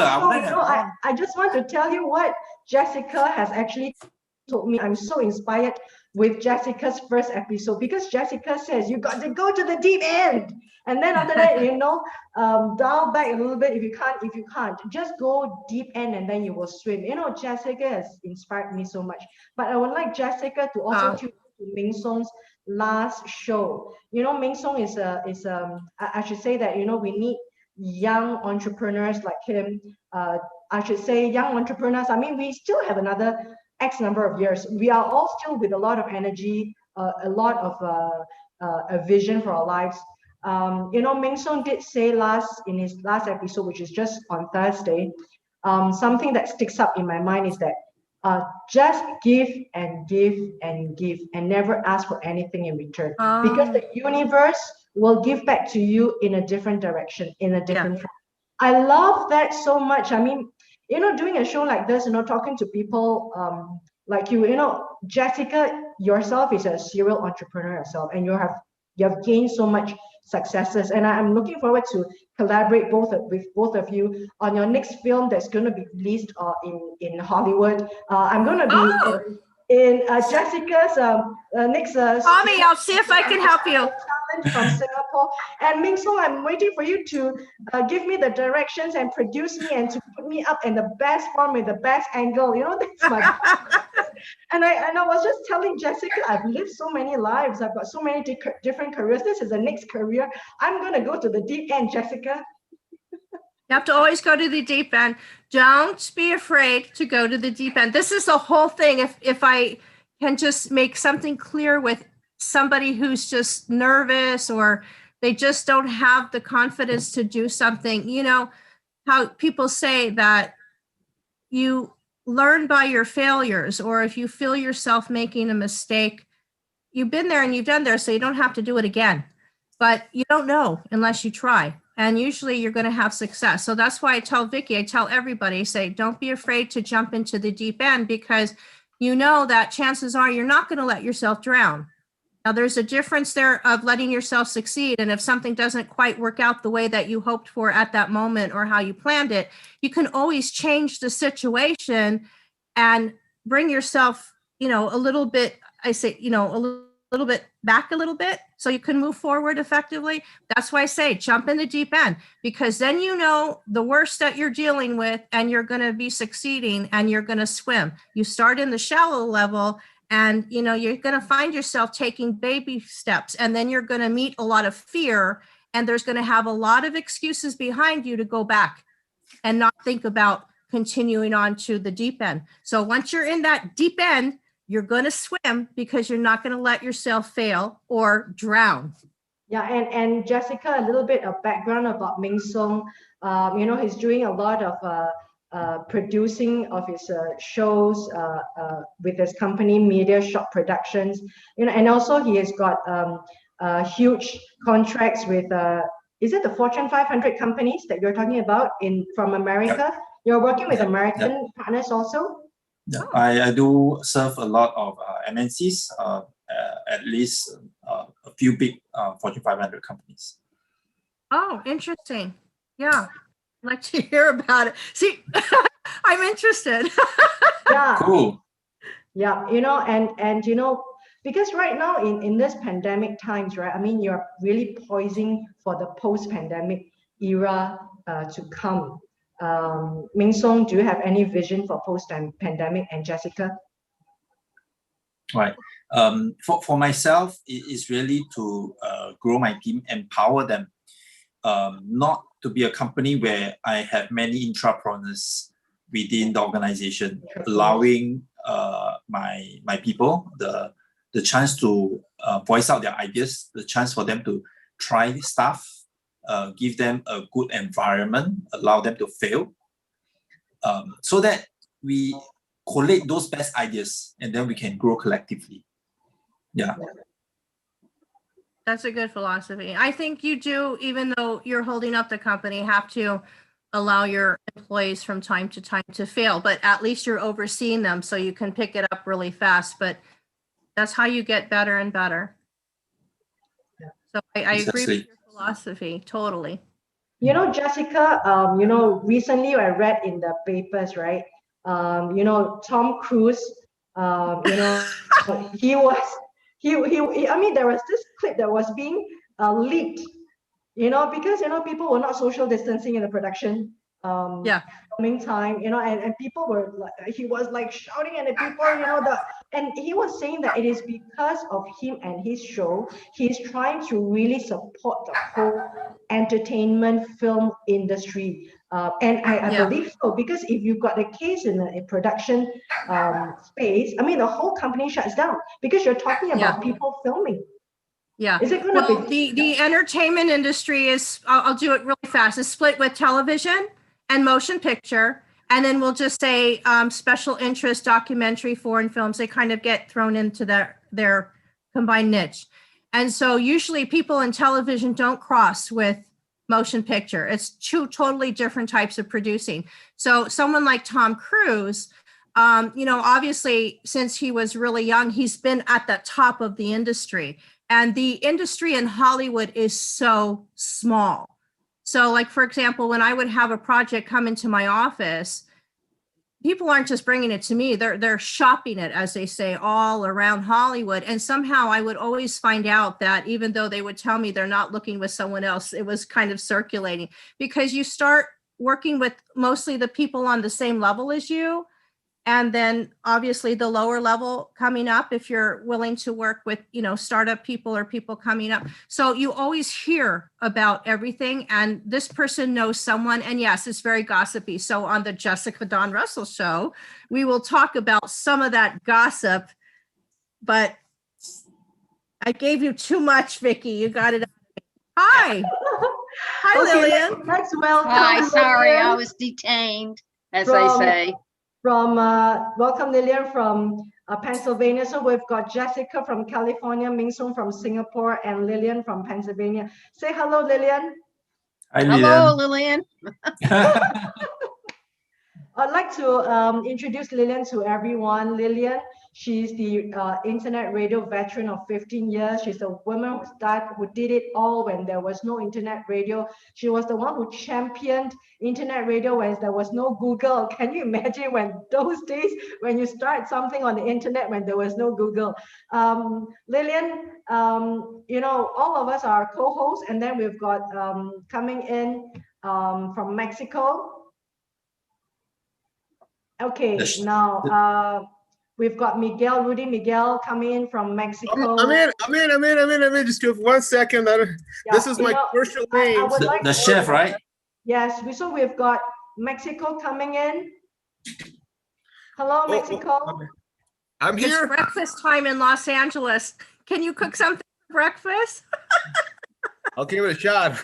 I want some supper. You can make a quiche and it'll go a long way. I'm a master baker, so organic baker. I would like Lillian to tell us about your podcast that is coming up. My podcast, People Need Help, or People Need Help. Okay, People Need Help. I put together a podcast called People Need Help. And it helps people, whether they're in a pandemic, an epidemic, lost their job, spouse died, lost a child, doesn't matter, but they need help.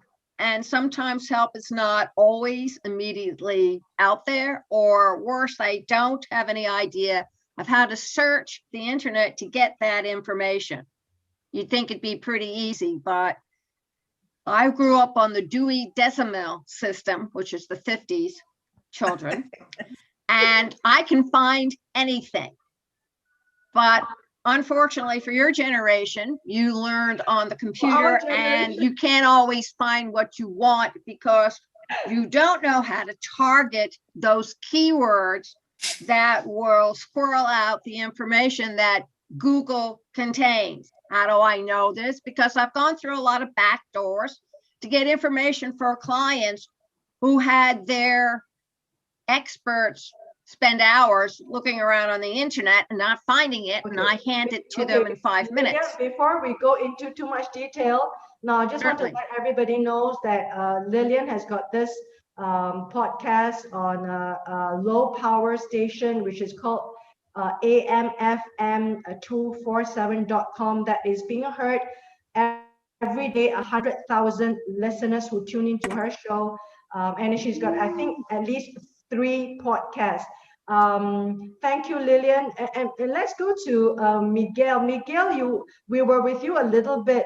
Miguel, would you like to tell people about what I'm sorry about that. First of all, I have to apologize because, okay, I didn't consider really the time. So I said, oh my God, the meeting, and I jumped in, and there was another person on the show, and I said, oh my God, I jumped in 1 hour early. Oh my God, I'm so dumb. So you can imagine. I mean, we were talking to Ben. Actually, we were able to say, hey, we have to participate on each other's podcast, and we say, hey, let's do it. And well, here we are 1 hour later, but here we are. Thank you. It's a pleasure to meet you guys. I was telling the other day, Mrs. Vicky, I have seen every show from Talk About Life, the February special, and I was really looking forward to this. Let me tell you something. She doesn't want to admit it, but let me tell you something. I told her on our last show, you have to gather everybody in. I mean, at least for 15, 20 minutes. I mean, just give us something so we can talk about things in general with each other. I really want to meet all of these guys.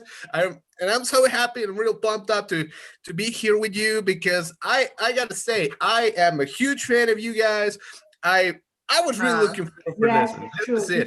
And you know what? I'm sorry, Vicky, because you know I'm a talker. People don't realize what goes behind putting a podcast on. It looks like everything so smoothly, but just the prep work, Lillian and Vicky, you know, they're like doing so much just to coordinate.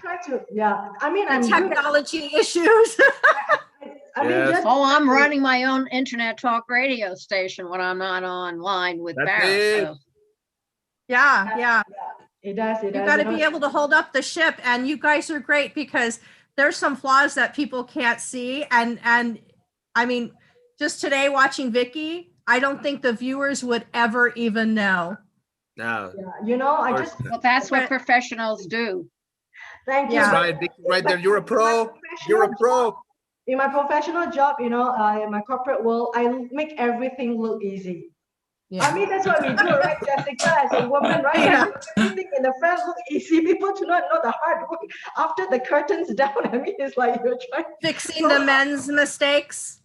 Sorry for that. Well, if you like, we could do a podcast about behind the scenes, show all the mistakes that can go wrong.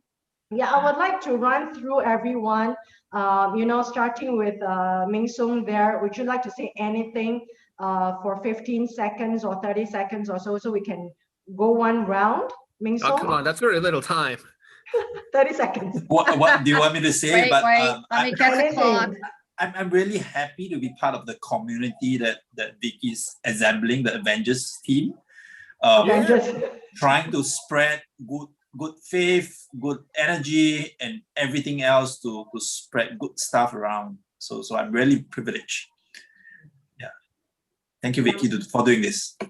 Yeah. Jessica?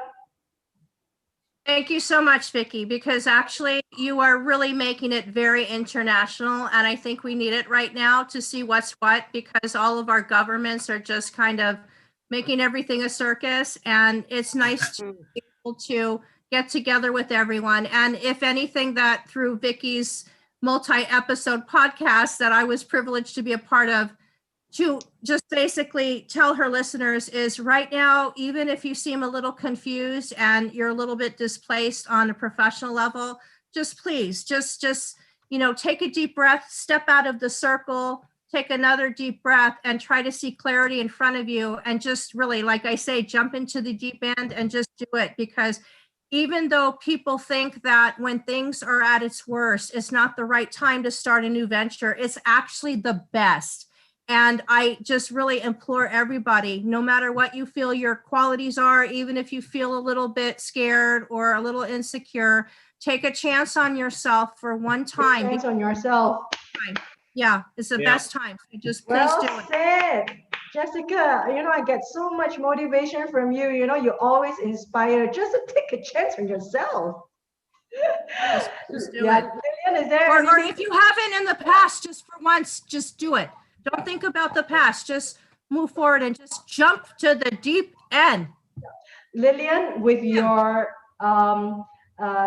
many years of, and I want to again tell everyone Lillian's background, and especially so in this part of the world, in Asia, in Singapore, we always give respect to our seniors, people who have gone through life, people who have gone through the trenches of life. In case you folks are interested, I'm turning 70 April 4th. Oh my God, you look so fresh. You don't look 70, man. Let me tell you, you look fresh. You look 50 or something. Thank you very much. Yeah, I'm going to be turning 70. My grandson tells me if you get rid of the 0, I'll be the same age as he is.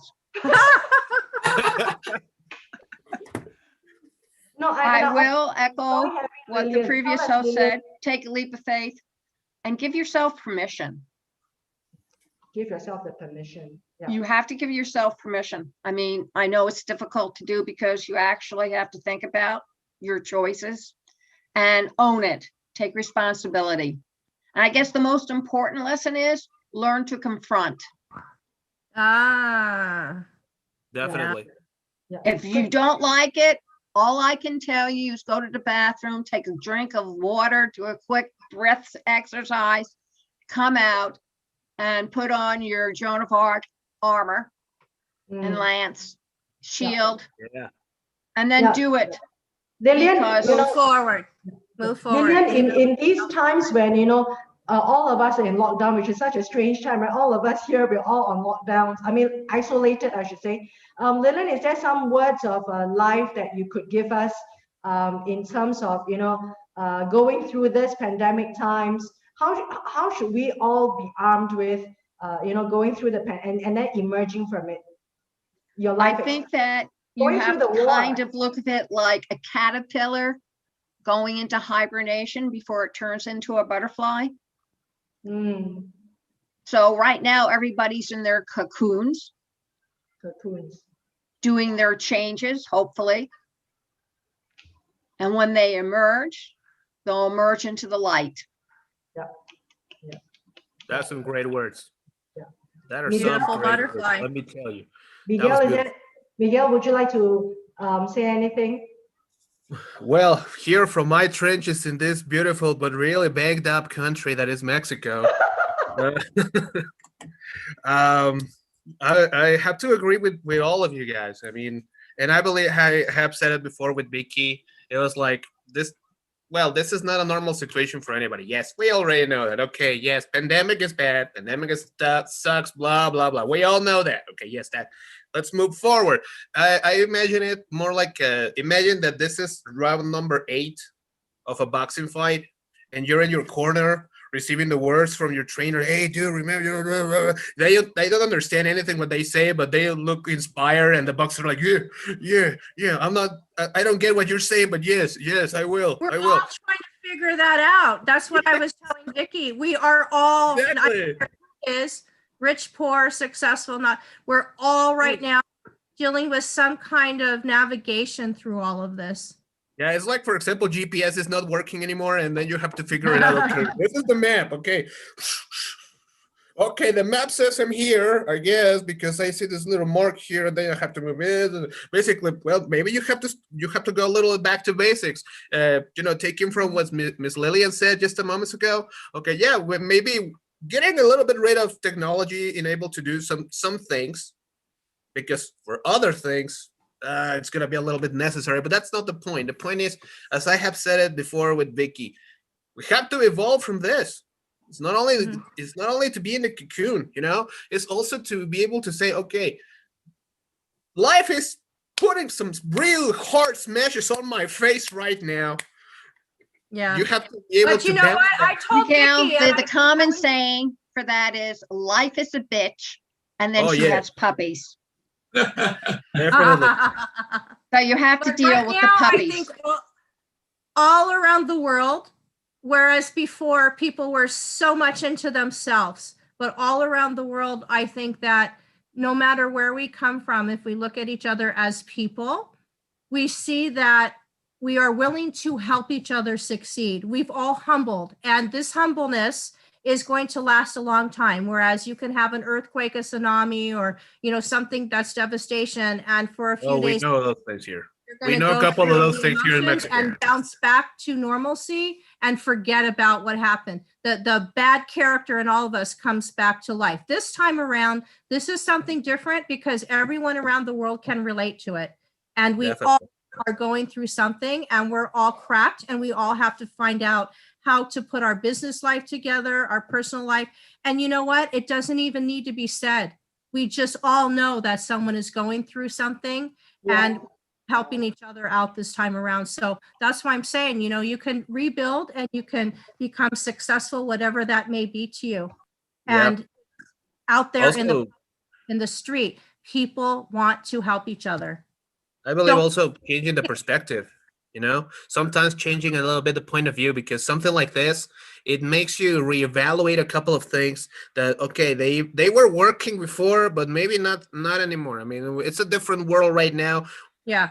Let's get on to it. Let's jump into the train. Let's go. Let's dive in. Because if we are left outside, that's where we're going to have a lot of trouble, Yeah. That's what I think, of course. Yeah, we can't judge because a lot of people are in this place. You have people working in a grocery store or, a startup type of a job that used to own, $1 million company. You can't look at someone and judge them. And you know what? We shouldn't even try. We should just use this as a time to just kind of help each other get back to, the potential of where we can offer. And, hopefully everything is going to go strong, but there's a lot of compassion. And I come from Los Angeles, Beverly Hills area. And, when you really start seeing that day by day, not just something that is for like a couple of days, and then everybody just kind of goes back to that same mentality, something's going on. This has been going on for, we're still kind of in lockdown in the LA-ish area, this whole LA County area. And you see it, you see it. And people have been brought back to their core. But when you're back to the core, it leaves more room for you to move forward. Can I ask? I do have one thing to say, but you could say yours first if you like. Love your necklace. Go ahead. Well, it's a new show. I came up with it last night with a friend. It's a podcast. The name of the show is Life Bites, BITES, like a mosquito or an ant or a dog. And basically, it is a show about frustration and dealing with the pandemic. And it's a call-in show. So if you're interested, contact me at the number 1 SC podcasts at gmail.com, and I'll give you all the information.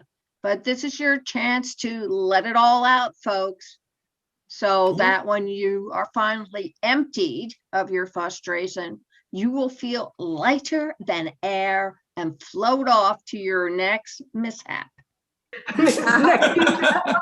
You're going to hear a lot from me, let me tell you that. You're going to get it all from me. So let it all, okay. That's why you've got the pro here, right? Yeah. Well, we Media know executive. that a lot of Use that in people yourself. really don't know how to be heard. And we're talking a lot about the senior citizens. A lot of them don't know how to use the computer or a tablet. And quite frankly, my dear, to quote Rhett Butler, they don't give a damn.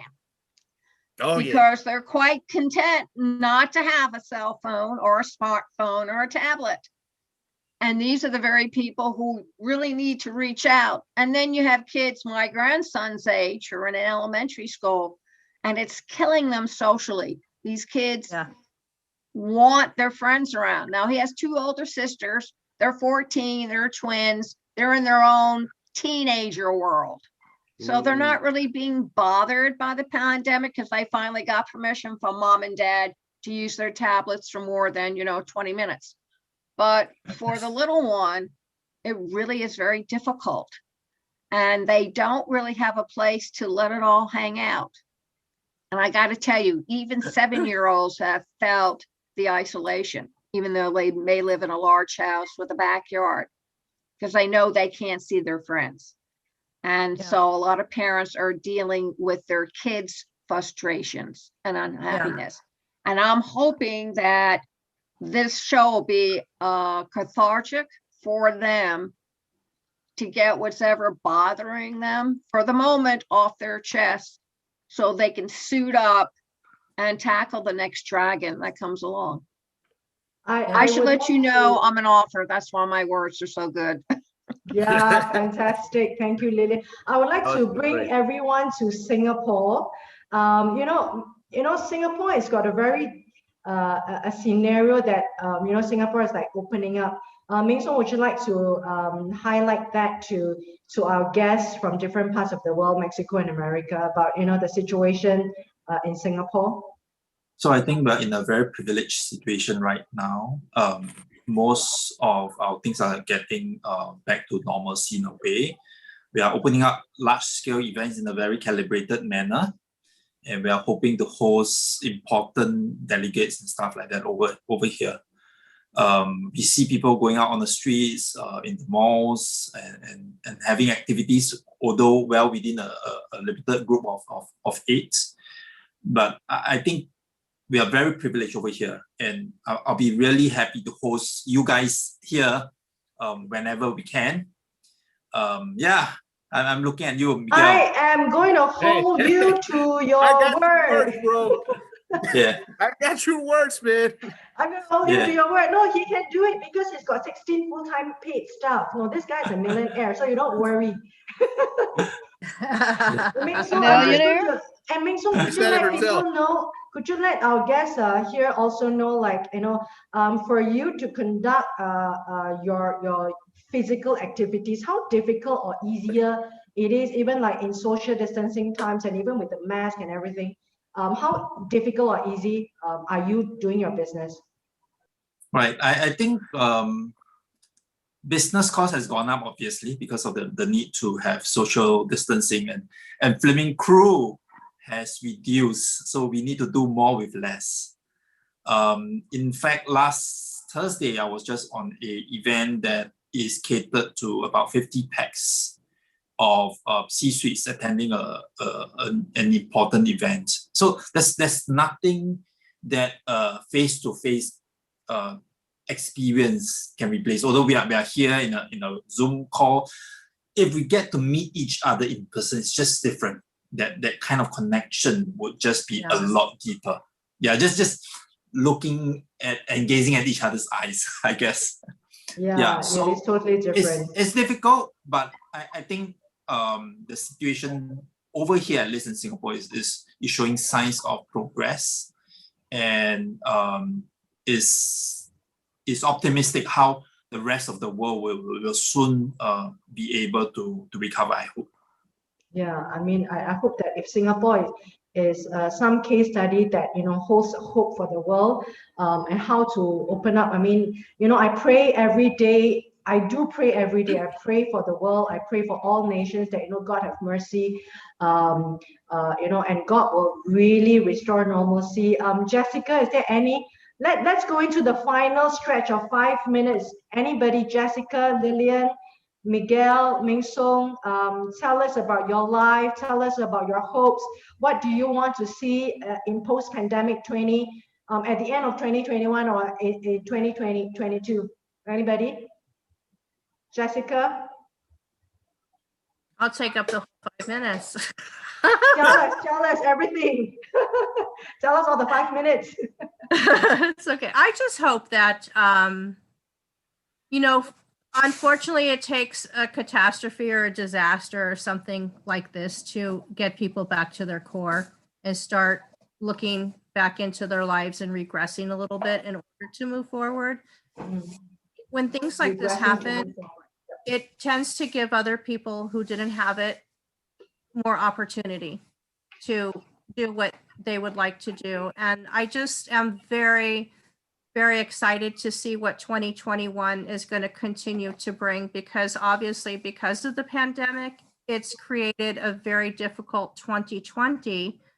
And I think we've all learned from things, you know, being here in America and even Mexico, because we're so close. I mean, we have 51% Mexicans and Latin community. I don't want to say Mexican, but Latin community in California. Don't worry, we understand. Yeah, you guys are the majority right now, but it's like, you know, we have virtually been in total lockdown. I mean, we still are very limited in my county, my area. And so you see when you're driving down the street, you're walking up the street, just the severity, because we are obviously looking different than in Singapore, the city of the Mexico City, you know, different parts of your real strong town where people depend on others for business. In the entertainment industry, you know, a big part of your business is socializing and networking. When you go outside, you don't see anybody. You're driving through the roads, you're on the freeway, there's no cars. It's very surreal. Hi. Okay, just a moment. I would like to welcome Dr. Moby. You know, Dr. Moby, for your fans here and your viewers here. Dr. Moby, would you like to say hi to everyone?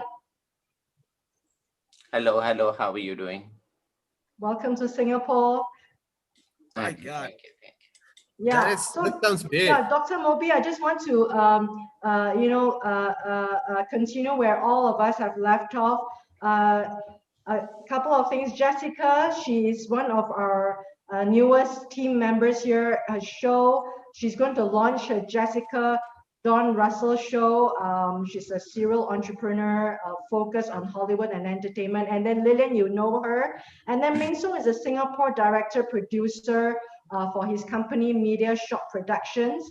And then Miguel is actually, she's got his own podcast in Mexico City, also a principal of his English online school. Okay, and Dr. Moby, I think you all know he is the celebrity doctor from the US and #1 in the professional podcast world in America. So you know, Dr. Moby, we are all your fans here. Would you like to say a few words? Oh, thank you for that honor. Yeah, I'm so sorry I'm late, and thank you for honoring, and I really appreciate. I'm so excited. You're all very talented. I've met a couple of, and especially Vicky. Everybody, I was looking forward for all this, and I think a couple of hours ago I spoke with Vicky, and how excited I was for all seeing all of you on the screen. So I'm looking forward, and so let's do it. Yeah, you know, Jessica. So Jessica is going to be launching her second podcast, and then I'm looking to collaborate with you and a little bit about, the ladies and gentlemen viewers who are tuning in. Dr. Moby, he's going to wrap up the whole series for the February special, the prolonged pandemic, and his topic is the world reimagined post-pandemic. It's a challenge for him, but I would love to hear from his view. What's his view of the world post-pandemic? And after that, there is an encore show from Wendy Weiss, who would like to join us after Dr. Moby. I will call that an encore show after the curtain down and the curtains go up again. So, you know, this has been such a wonderful time. Dr. Moby, would you like to say anything to all your co-hosts here? Oh, okay. Well, I am honored and I'm so excited to see all of you on the stage. And, I feel so blessed at this point that we have such a talented group. And, Vicky, Jessica, and Lillian, I already did one show. Looking forward, I watched some of for Miguel and also for Ming Song. So looking forward for making this happen. Thank you for arranging all that, Vicky. All credit goes to you. I mean, I would say that my word is just very basic. We are here to do a job. I mean, as podcasters, we try to give a little bit of hope. And also in this pandemic times, it's more like just giving each other that little bit of positive energy to egg each other on. Okay, we can do it. Guys, we can do it. Just a little bit more, just a little bit more. Just a small push. It's just a small push. Yeah, small push. Yeah. Just a small push. All right. We'd like to go into oh, okay, Wendy is here. I love another person coming in. That's great. This is a big party now. Hey, everybody brings tequila or something, man. Oh, here it is. Hi, Wendy. Now you're early. Hi. You are now live in Singapore International YouTube TV. I'd like to introduce Wendy. She hosts such a successful events virtually. She is the model that we all should emulate.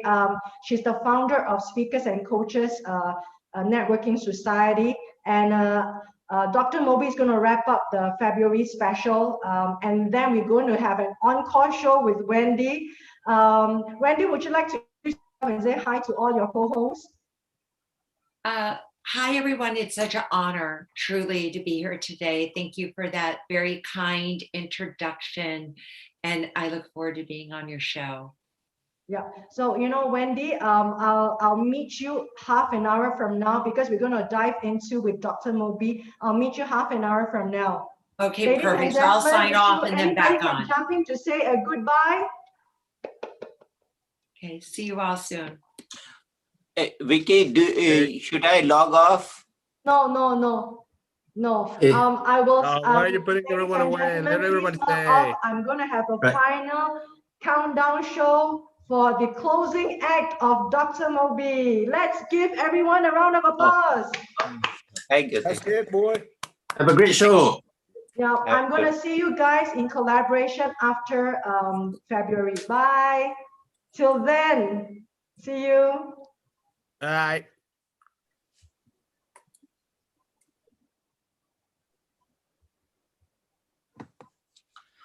Okay, so. Thank you, Dr. Moby, for coming onto the show for the closing episode. I always love to have a doctor, the doctors in the house. Oh, thank you. The doctor in the house. And also, in our last episode with Lillian, in her show, we talked about launching your episode as an inaugural episode for Heroes of Our Times, and she and I will be going into Heroes of Our Times to interview healthcare providers all over the world, starting from America, and then we go to different parts of the world, even to Pakistan, where Dr. Ayman is. Dr. Ayman, if Dr. Moby did follow, her dad is diagnosed with COVID-19 and is recovering from the situation in Pakistan. The stress that the whole family go through when someone is with the COVID, that level of stress. So, and Dr. Moby, you did mention about your dad, so I think it's so fitting of you to talk about wrapping up the show and giving your vision about post-pandemic. And to start off, I'd like to have this prologue for Dr. Moby. Singapore, I should say that we are very fortunate here. For the last couple of weeks, we are registering the local cases about 1 or 2, even 0 cases for a few weeks for positive cases.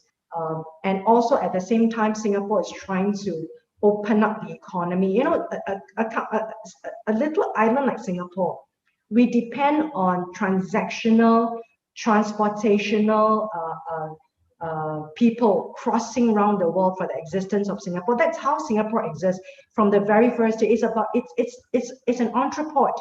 You need imports and exports. And the pandemic really hit hard Singapore because we really had to really lock down the borders for a while, 2020. Because the world was shut down, nobody's coming in anyway. Even if you open the borders, no one is coming in. Can you imagine the airline, the billions of losses, the ports, the workers and the ship waiting to come in? A lot of stress that goes with the ministers and the people who are actually trying to find ways to support. Because Singapore doesn't have any resources, Dr. Moby. We don't have water. We buy our water from Malaysia. We've got no agriculture. We've got no land. There's no land for agriculture. We import our food. We depend our food from Malaysia, Philippines, India, Middle East, Pakistan, Egypt, China, Indonesia. The food is coming. And when the pandemic locked down all these countries, the government has to go to these countries virtually to ask them to import, to continue all this importation of food into the country. Can you imagine how precarious a country is? But these are all being fought in the background. And people like us, of course, as citizens, we do not see it. But can you imagine a country that has no food? And we depend on transactional importation to survive, and we're talking about food that comes in from different countries. Therefore, food security is actually the number one security we're talking about. Water security, food security. We don't have oil. We import our oil from Indonesia, a little bit from Malaysia. But if they shut down their oil, they shut down their water, and they shut down their food, this is a country that just dies a natural death. So the pandemic, I think, has taught us a lot of things. It's really hard to be self-sufficient. It's going to be a world that's going to be much more globalized post-pandemic. So therefore, today, I would like Dr. Moby to talk about this topic for the next 20 minutes or so, about your vision of the post-pandemic world, the world reimagined. Dr. Moby, once again, it's such a privilege to have you, such an honor to have you again. And listeners and the viewers, welcome Dr. Moby to the show. Thank you, Vicky, always. And it's been always pleasure to be with you and kind of come up with ideas for post-pandemic, as well as basically it is, let's kind of recap what is COVID has done to us. So if we look at, we had status quo. We were waking up, we were doing things, but we never appreciated in the past what it means, this daily living, and what it means, these emotions, this hard time. They say you don't realize till that thing is gone from you, or that experience is no longer.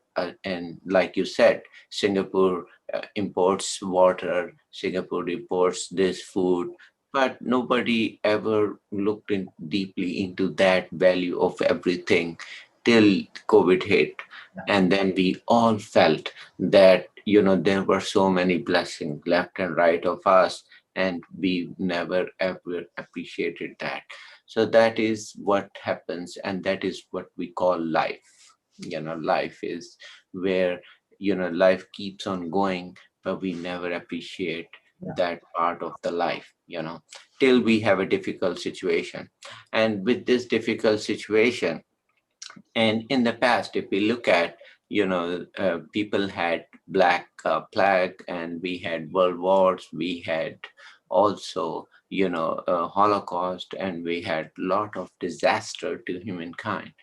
If we look at, the humankind or human spirit, it overcame all of those, and it basically overrode everything. And survival, somehow we learn to survive, and and somehow we find a way back to life. And this gonna be story with same pandemic too. Yes, it is tough, and it is very sad. My parents also got COVID. It was test of nerves, faith, and also for looking for this hope. There was a glimmer of hope, which we had like somewhere lit far, far from us. And then we could see that candle flickering, and then we could guide ourselves to that. And same thing happened to me. And, there were times, of course, we thought we never will see the other day, but we did. We had faith. We had, basically believing there is somebody higher above us. And we also put so much passion into our work. So first liner myself and lot others, all of you made it happen. And yes, people ask, did this bring best of us? Actually, best always remained in us. We always have those qualities. Did it shine it? Yes, it did shine it, but it always lives within us. You have, and everybody has, that love for each other was always there. But somehow with this daily status quo, we thought that is not relevant anymore. But now we realize that actually giving that love to our neighbors, to our family, or spending time with our loved ones was the most important thing. And we were blessed in many ways, in many, many ways. Imagine every morning we wake up and our heart pumps so much blood. Do we say thank you? And do we have to worry or go somewhere and say, that part is not done, or your kidneys are filtrating so much blood, purifying so much blood every hour? And do we have to worry about that? No. Okay, it is already taken care. So when those things are already taken care, there will be things like you said, food. So imagine if we think we get so much stress that what will happen to Singapore or any country or any person, whether I'll get food tomorrow, whether I'll be able to, if I think a lot on that, I get stressed. I get too, you know, and I say, oh my, there are so many things which can go wrong, which can be really devastating for us. But, in the end, we have a faith and we know there's a higher power than us. And whichever religion you believe in, then it matters that somebody higher than us. You call it Allah, you call it God, you call whatever name you have, but believe in it, believe in yourself, believe in the positivity, believe in that love, believe in humanity, believe in. So look at COVID. COVID did not distinguish that it is a Muslim, it is Christian, it is Jewish or any other. It was killing everyone, all of us. Look how many people we have lost. 11 million, right, all over the world got infected. In US, 500 has crossed the deaths. And this is sad.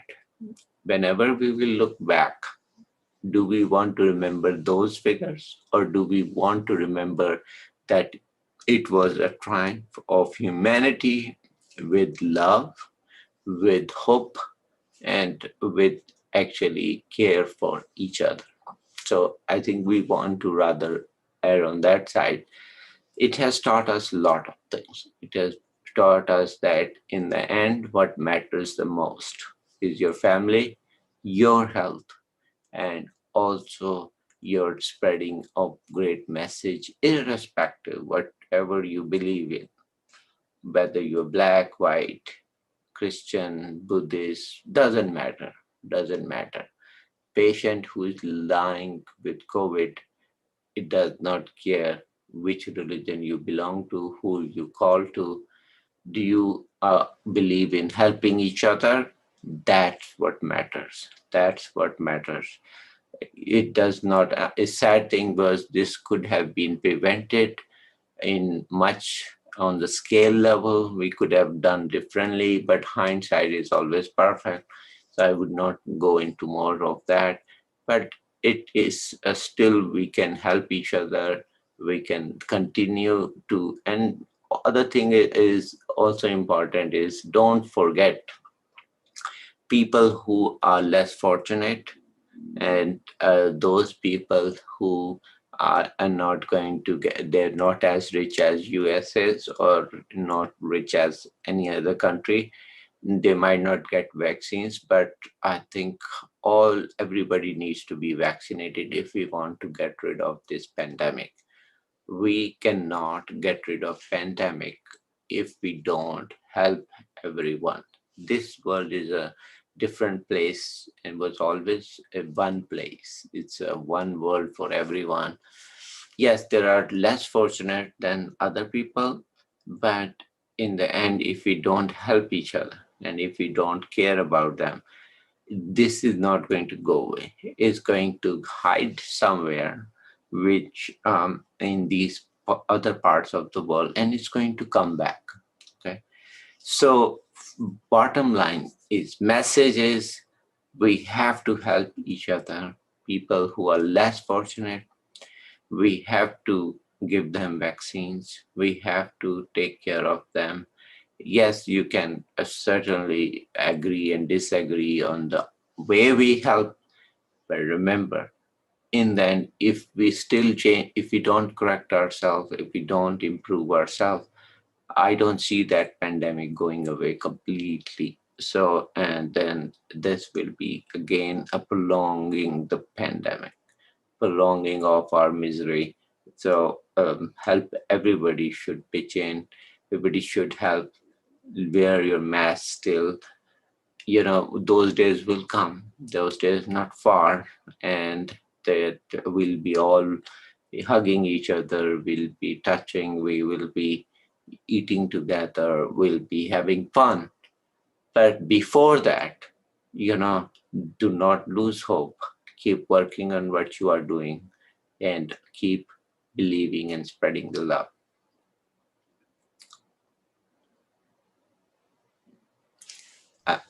Dr. Moby, I thought, what you say is so true. I mean, you coming from a doctor, and you're relating about a patient. I mean, a doctor and a patient relationship, there is no difference involved. There's no recognition of what faith, what language, what color, and which country you're from. I mean, and the virus doesn't recognize that at all. It doesn't really care. And if this pandemic teaches us something, it sets us back to move us forward. The post-pandemic world, in various different aspects, the humanitarian aspects that you have said, if love has emerged out of this, the suffering of the people, the struggles of the people, and so many people out of in the US, over 500,000 people have passed on. And these numbers are probably underreported.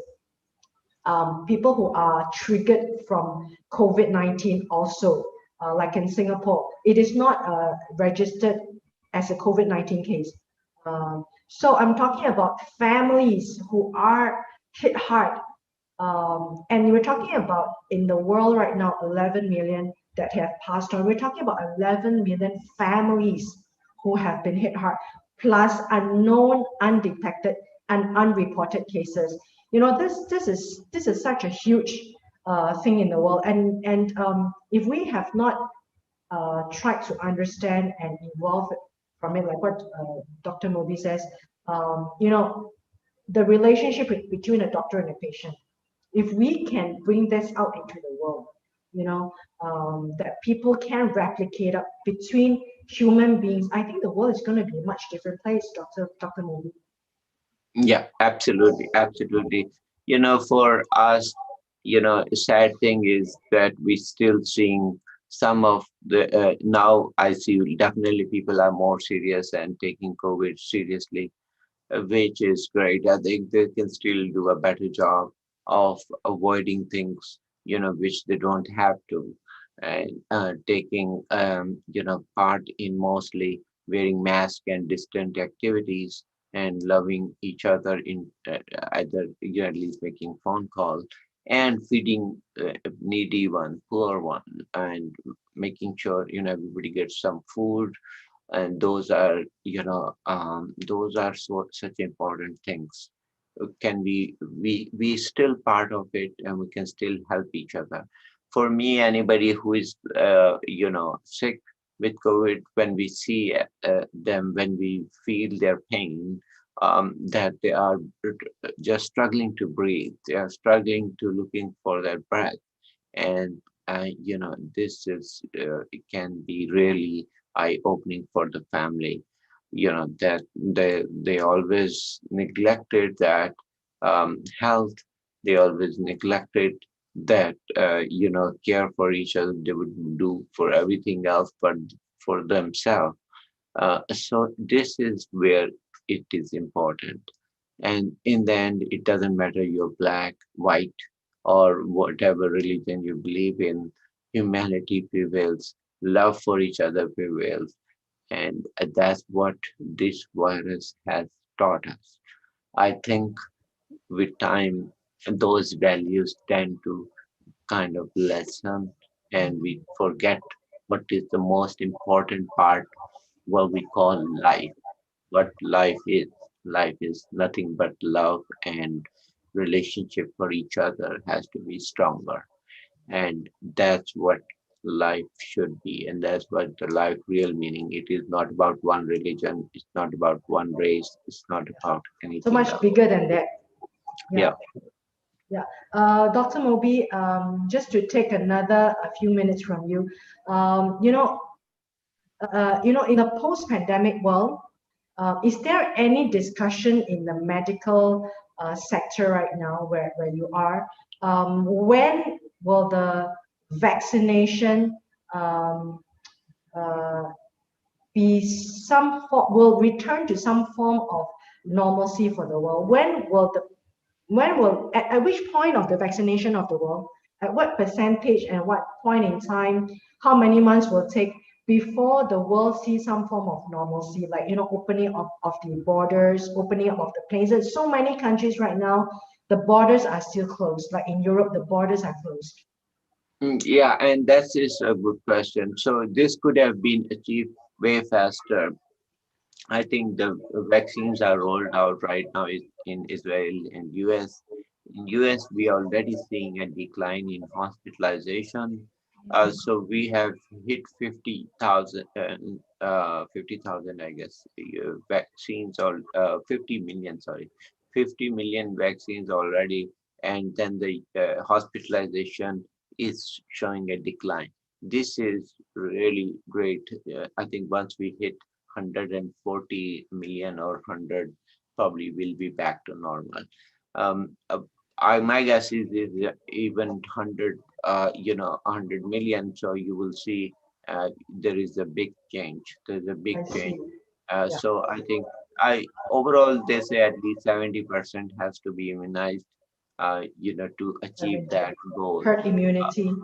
Per herd immunity. So same stands for, like Israel already doing a great with their vaccination. I think they have achieved the best so far, and they are already normalizing back to. When do we see that? If right now rest of the world is not being immunized as we speak, except US and China probably, right? I don't know what is the situation in Singapore. So till you hit 50% of the population, that discussion is not very valid. My guess is 70% ideal. But then the things will.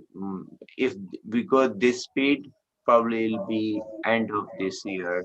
But here for US for sure. I don't know about rest. Yeah. Is there any final thoughts or final words that you would like to share with us from the medical professional discussion about the world? How should the world, I should say, after the vaccination, how should the world behave um, post-pandemic? Okay. Yeah, and that is a very important question.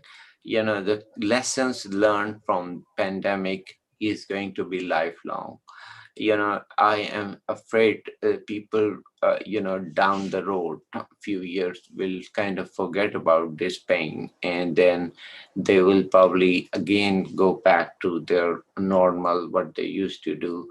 And that would unfortunately be sad.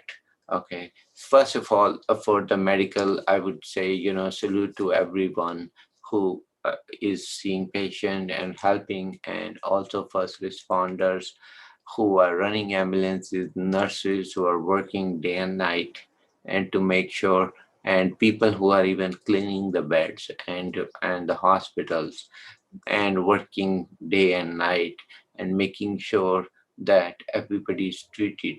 Yeah. People Yeah. who are trying to put food for us, Yeah. who Yeah. are working tirelessly. Salute to everyone. This has really brought best out of us. We are shining. We are really trying to help each other. We're trying to put food and medicine for everyone. That's a human spirit. Best of its is actually shown already to everyone. Now the question is, what will happen post-pandemic, and what message we need to carry? What message is always very simple: love for each other, care for your health. It is very, very important.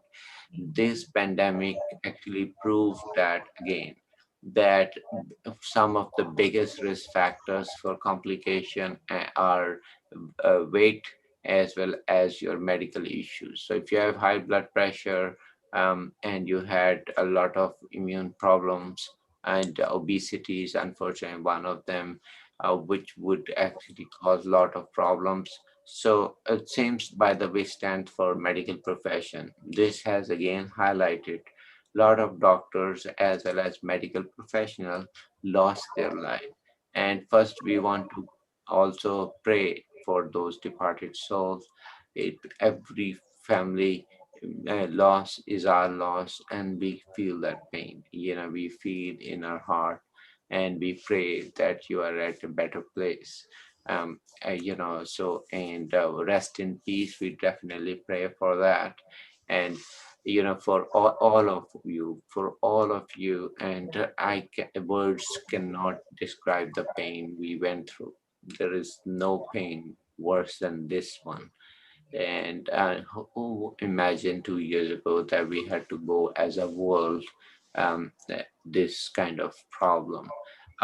But also important lessons learned from this is, like I said, we have to take care of our own health. We have to take care of our families. We have to think about and be thankful. Gratitude is very important. That this life, enjoy this That's life. life. Do not try to waste the time in arguments. Do not try to waste time in things which do not matter. What matters most is love for each other, and take care of your family, and spread the love for everyone. Thank you so much, Dr. Moby. I'd like to thank you for this curtains down final episode, and then we have an encore episode with Wendy. Wendy, you're on live. Wendy, I'd like to introduce Dr. Moby, and Dr. Hello. Moby has actually completed the final curtains down episode, but you are the encore show. Thank you for being the encore. Dr. Moby, Wendy, she is the founder of Speakers and Coaches Networking Society. Very, very successful. Wendy, I hope to work with you, and also Dr. Moby. Thank you so much Thank you. for your wise words. Thank For the next collaboration with Lillian Cutwell, Heroes of Our Times. We will come back to you for your opinion on our show and your guidance on how our show should move on for that series. Thank you so much, Dr. Moby. Thank you for your time with us. Thank you. Thank you. Take care. Thank you. Hi, Wendy. It's such a privilege to have you. I thought I almost lost you, but I'm so glad you actually did respond to be on the show. And yours is the encore show. And ladies and gentlemen, thank you for the February special, the prolonged pandemic. It's been a wonderful 1 month. And a little bit of a commercial before I welcome Wendy in, and also to explain to Wendy the whole February special was on live every day except for Mondays. So I was on live every day to serve our viewers and the listeners, to let the listeners and the viewers know throughout the world, we hear you. We are here for you. We hear your voice. We hear your hearts, and we speak for you. And today we have Wendy. And Wendy is going to talk about her life, her story as the new millennium woman, her struggles and her successes, her journey to where she is right now. I see her on Facebook. She's my friend on Facebook. And I have such great admiration for what you do, Wendy. You're such an incredible Wendy. Say hello to the listeners and the viewers out there in Singapore and to the world, Wendy. Well, first, thank you so much, Paris, for what you have done. What a great undertaking and feat to be that committed. Yes. The global audience that you serve. That is such a heart-centered endeavor. And so I join you and I acknowledge you and all that are watching for all that you are doing. And it truly is a great honor and a privilege, though we have been through such difficult times coming off of such a difficult year, that we can connect globally like this. That here I am, we're on two different parts of the world. I really wanted to pull this up because I really wanted to take it in. I really wanted to take in the global perspective that we are all connected. We're all people. We're living our stories. We're doing the best that we can. And sometimes we're flying high, and sometimes we can barely get ourselves out of bed and get ourselves going. And it's the full scope of life, and we're people that need each other. We are uplifted together. And so truly, it is really extraordinary time, very difficult times. It reminds me of the lotus. It reminds me of the lotus that is born out of the mud, right? And then it's so beautiful, and then you see it. And the transformation of a butterfly. Yeah. They all represent, right, when the caterpillar thinks that they're at the end of their life. And really, that's how I have felt. I saw somebody talk about social media and Facebook and all really the platforms, because I think you share this on YouTube, other platforms as well. And that I saw this post and it really resonated. For anybody that is listening, that you have had to lose everything in order to find yourself, right? How many people have felt that way? And I know in this post, someone posted it, and they had like 150 responses. And I know that I had my hand raised. I had to lose everything in order to come. And you too, right? Paris, you're raising your hand too? You got to lose, yes, you got to lose it in order to gain something. Sometimes rock bottom, rock bottom, and it's a really difficult place to be when you're there. Yeah. So I don't want to minimize that at all. And that's why hearing people's stories are so impactful. I'm so inspired when I hear somebody that came through difficult times. What comes to me is like Viktor Frankl, who survived the Holocaust. I mean, people that they survive horrific, very challenging things, that we can lean on the shoulders of those that have somehow, some way, they've been able to tap into their resilience. And I just so appreciate you asking about the backstory, because it's so often we Yes. just see people's successes. Yes. Yeah. I mean, you're right to say that. I'd like to echo, especially for women, we try to make things look easy from the outside, right? And we try to look like everything like looks good on the outside, We got and our actually lipstick there's so much on. struggle behind the scene. Yes. And for everything that is successful, there must always be a strong and a good woman behind. Wendy, I just want to let you know I am so touched by you wanting to be on the show and your opening right there. Ladies and gentlemen, just to formally introduce Wendy again, she's actually dialing in from Florida, right? And then you are actually now in Singapore. That's why it's so important for us to look at the map and see the world in perspective. And the thing is that, ladies and gentlemen, I didn't know you and you didn't know me, and we're connected because of the prolonged pandemic. But Wendy, like what you say, a lot of people have lost a lot of things. I mean, a lot of untold stories, and that's the purpose of this show. That's the purpose of this February special. A lot of people, they have got their lifelong businesses shut down, right? They have got their jobs, their corporate jobs cut. I mean, Yes. look at the airline industry, the aviation industries. How many pilots lost their jobs? How many people there in that essential work in the first place? Essential work, as in they people everywhere, right? Essential corporate jobs. They lost their jobs. And these are untold stories.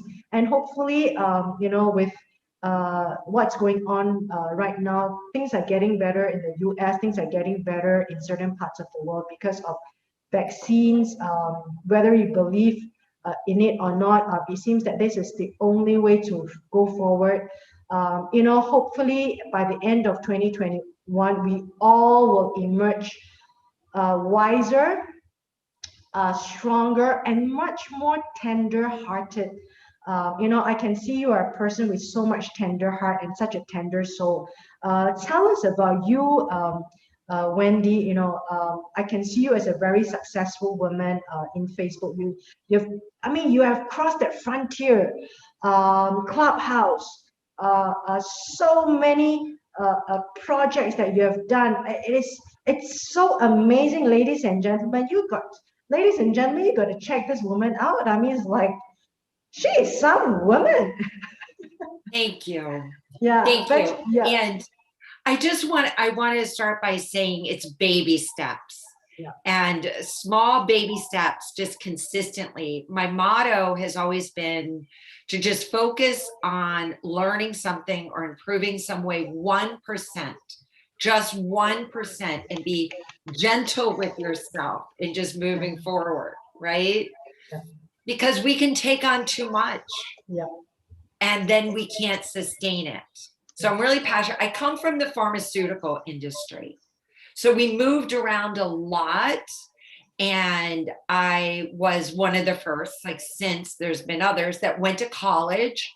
And I worked hard. I worked a lot of hours to put myself through college and got a finance degree. I knew that I wanted a degree and I wanted something that could shape my identity. Now, not everybody has to have a degree. You certainly don't need that in today's time. Yes, today's times. Yeah. But that was what I needed. That was what I needed. And that was my focus as a young person in my early 20s. And then I had a very successful career. I worked in the financial world, but then I went into the medical world and I worked in the pharmaceutical industry. So I was at the very, very top of my field. And I launched new medications, antiviral medications, talking about, we're talking about COVID. And so that career was very good to me because I became a single mom with my 2 boys, raising them alone. And it gave me the income, it gave me the resources to raise my family. But something felt like it was missing inside. And I looked around in the medical field, and I knew a lot of illness, not all illness, but a lot of illness, right? When we think of the word disease out of ease, has to do with stress or not taking care of ourselves. And over time, the body can break down. And it then, it starts to, there are things that happen, become symptomatic, and many times we ignore that. But so those symptoms were happening to me because I had a lot of stress and I was covering it up in a lot of ways. So I took some time and did some personal growth. And through that journey, I started writing. And through writing, I figured out I had a passion for writing. So I decided to write a book, even while I was still working in corporate America, a Fortune 500 company. So I wrote a book, and that book, it got a lot of feedback. People were saying that the messages in the book were very helpful. People were calling me and asking me for consult, for advice. And I decided to leave the industry, the pharmaceutical industry, and launch myself as that I could publicly say I'm an author, that I could come out as a speaker, because I really wanted to share, because I was 50.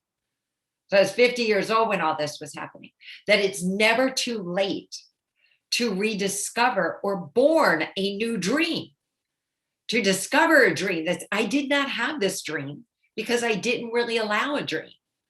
But when I started to read and learn and started to process, that I could start putting some new ideas in my brain, I had these new ideas. So I left the industry, and it was a transition. I had to take my time leaving. It's scary leaving something that you do for a lot of years. And for anybody who has gotten laid off and just lost their job, or wants to leave and is too scared to leave, right? And this is what they know. I wanted to represent that I am the girl next door. And if I could do it, because I had very low self-esteem, very, very low self-esteem growing up, and even working in the pharmaceutical industry, although I was very, very, very good at my job, because my why was so big, was to put food on the table. So that's my message that I love sharing in the world, that you take those baby steps and lean into your dream. I would like to applaud you.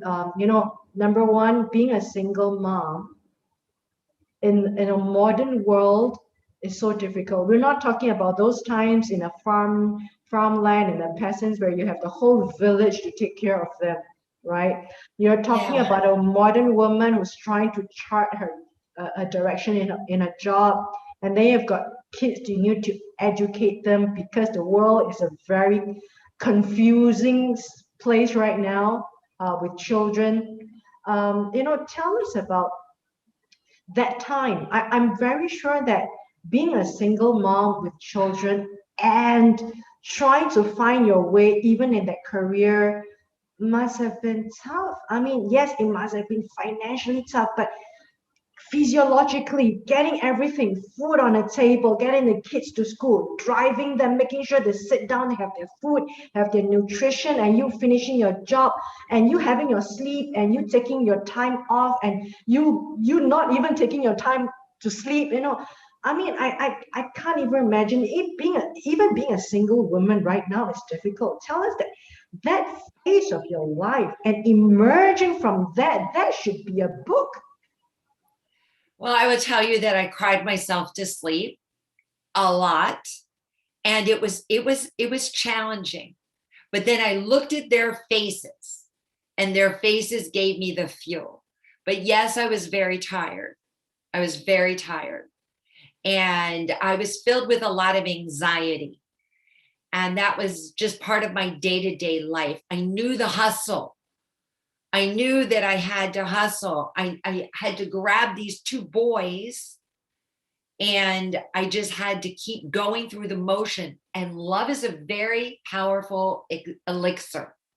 And I loved them so much. And through that love, and that's why, like, when you focus on your why, your purpose, why that makes such a difference. It gives you the stamina to get up every day and put one foot in front of the other and move forward. And I did it for them. I can't say I did it for me, but you know, we don't know how strong we are. I look back now and I don't know how I did it. I brought my laptop on the ball field. You know, I couldn't really pay attention because I had to do reports, but I had to be with my children. So I brought my laptop with me and I worked whenever I could.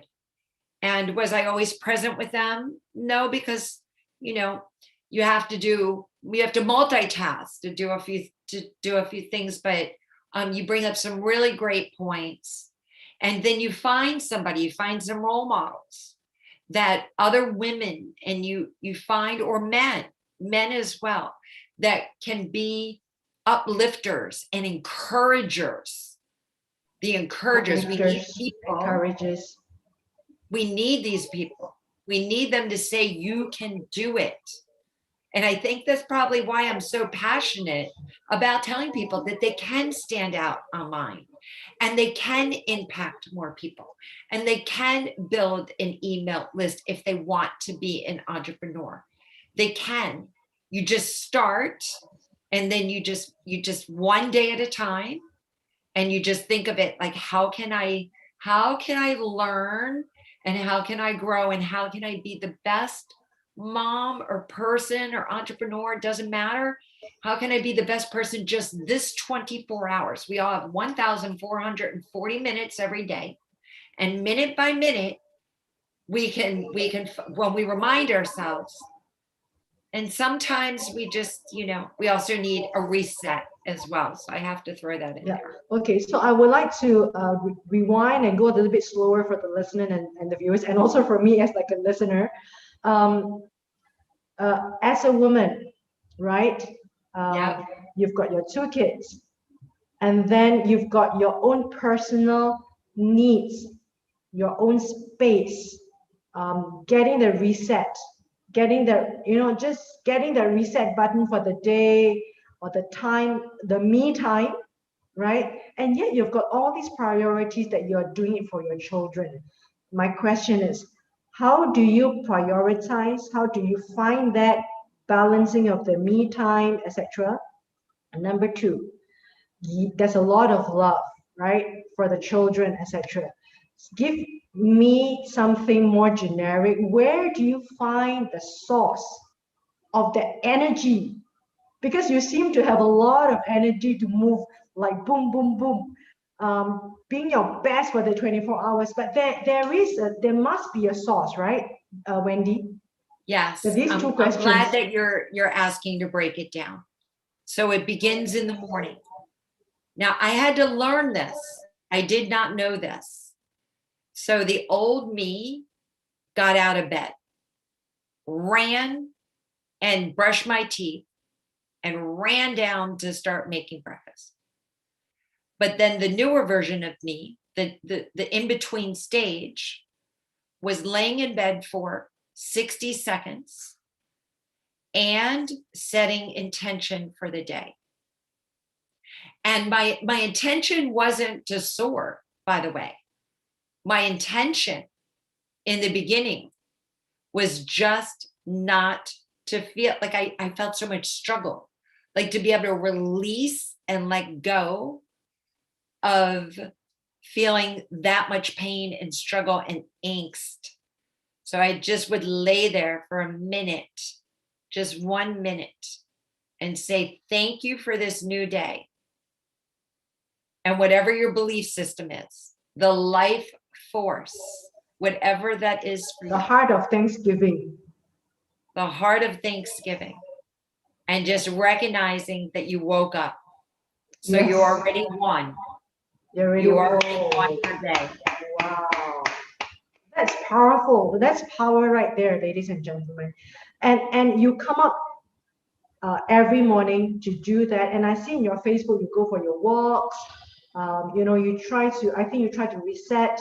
How much me time does the modern new millennium woman needs? Wow. Did you hear me sigh on that? If you have a full plate, the busier you are, the more me time you need. And so everything is reverse because you think you're very busy, that you don't have time. But if you have a very full plate, then it's really important. I already spoke to a client today. So I already had this conversation with somebody who is a professional woman. And I had the same conversation with another professional woman yesterday. Same conversation. Really, it is carving out the time the way that you open your calendar and you put an appointment in there. That you have to put an appointment in there for you. You don't have to designate an hour. Yeah, for yourself. For yourself. You have to leave some gaps in there so that you can close your eyes for a moment and just breathe. So that the old me skipped lunch. Would barely drink water. Before I came on today, I made sure I got a glass of water. I made sure that I ate. Well, those things are very important. Eating well, feeding your body. It's very important. Yeah, very important. If you take care of this body will take care of you. Okay, I'm going to ask you to move on now. You have moved on, your children are grown. Now, you transited from that pharmaceutical background to find yourself as the author, and then you started to write, you started to find your passion in it as a speaker, etc. Now tell us that pivoting point, and then tell us that self-belief, how much a woman needs, right? A woman struggle a lot in self-identity. Not every woman, every woman from different parts of the world, they come from different, different levels of playing field, right? People who have been, how should I say, they grow up in a place whereby they have not been given the family affirmation. People who have been rejected by families, people who have even rejected by their own parents. People come from very, very low self-identity, self-recognition, self-appreciation, from a very, very low point and even to the negative level. I'm talking about different kinds of people.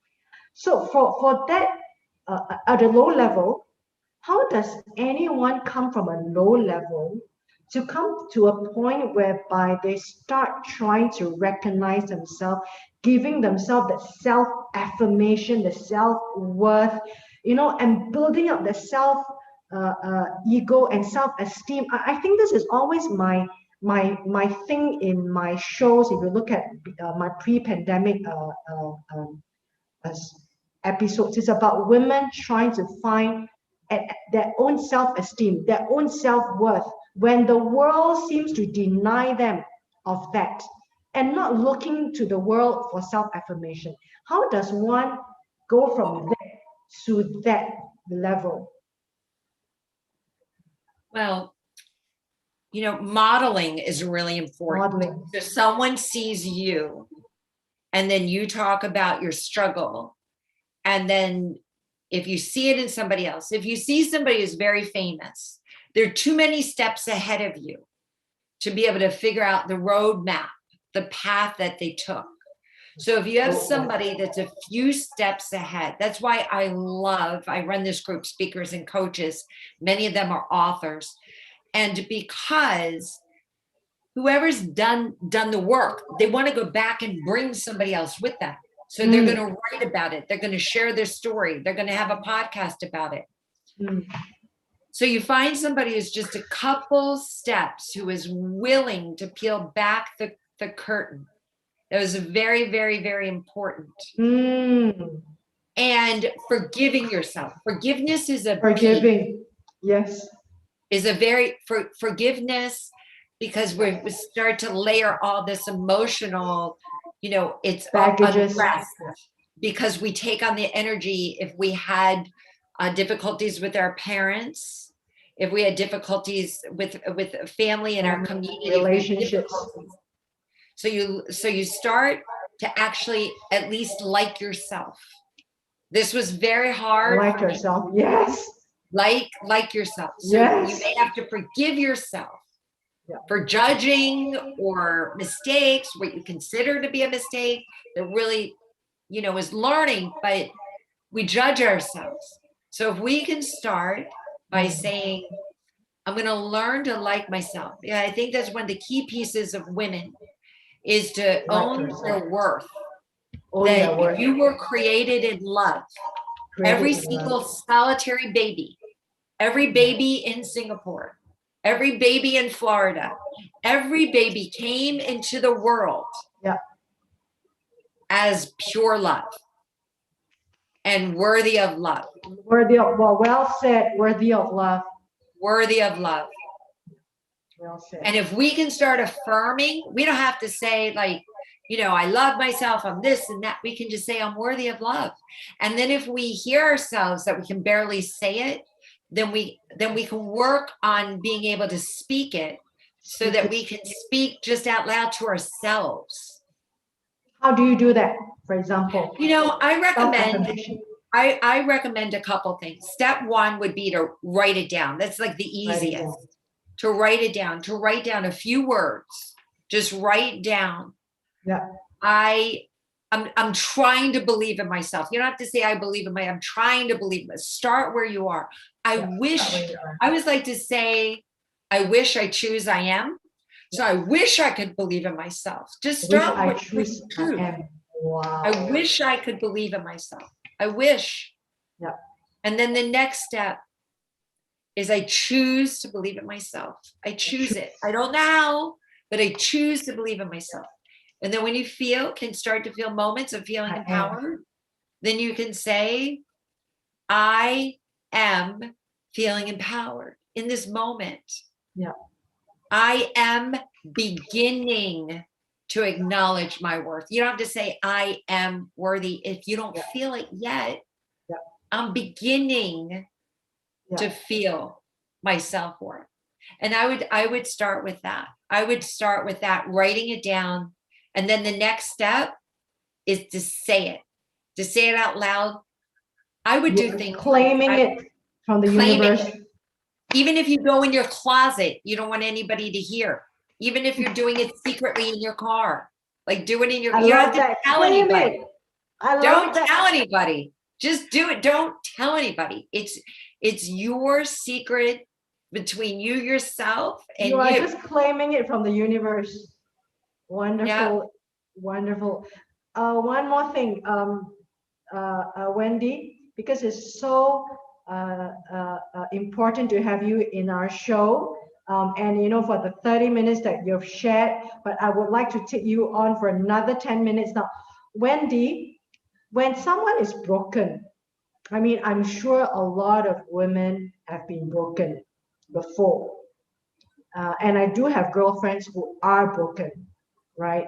When they are broken, and of course there's another journey like what you said, the self-worth. But before even going that, how do you fix the brokenness?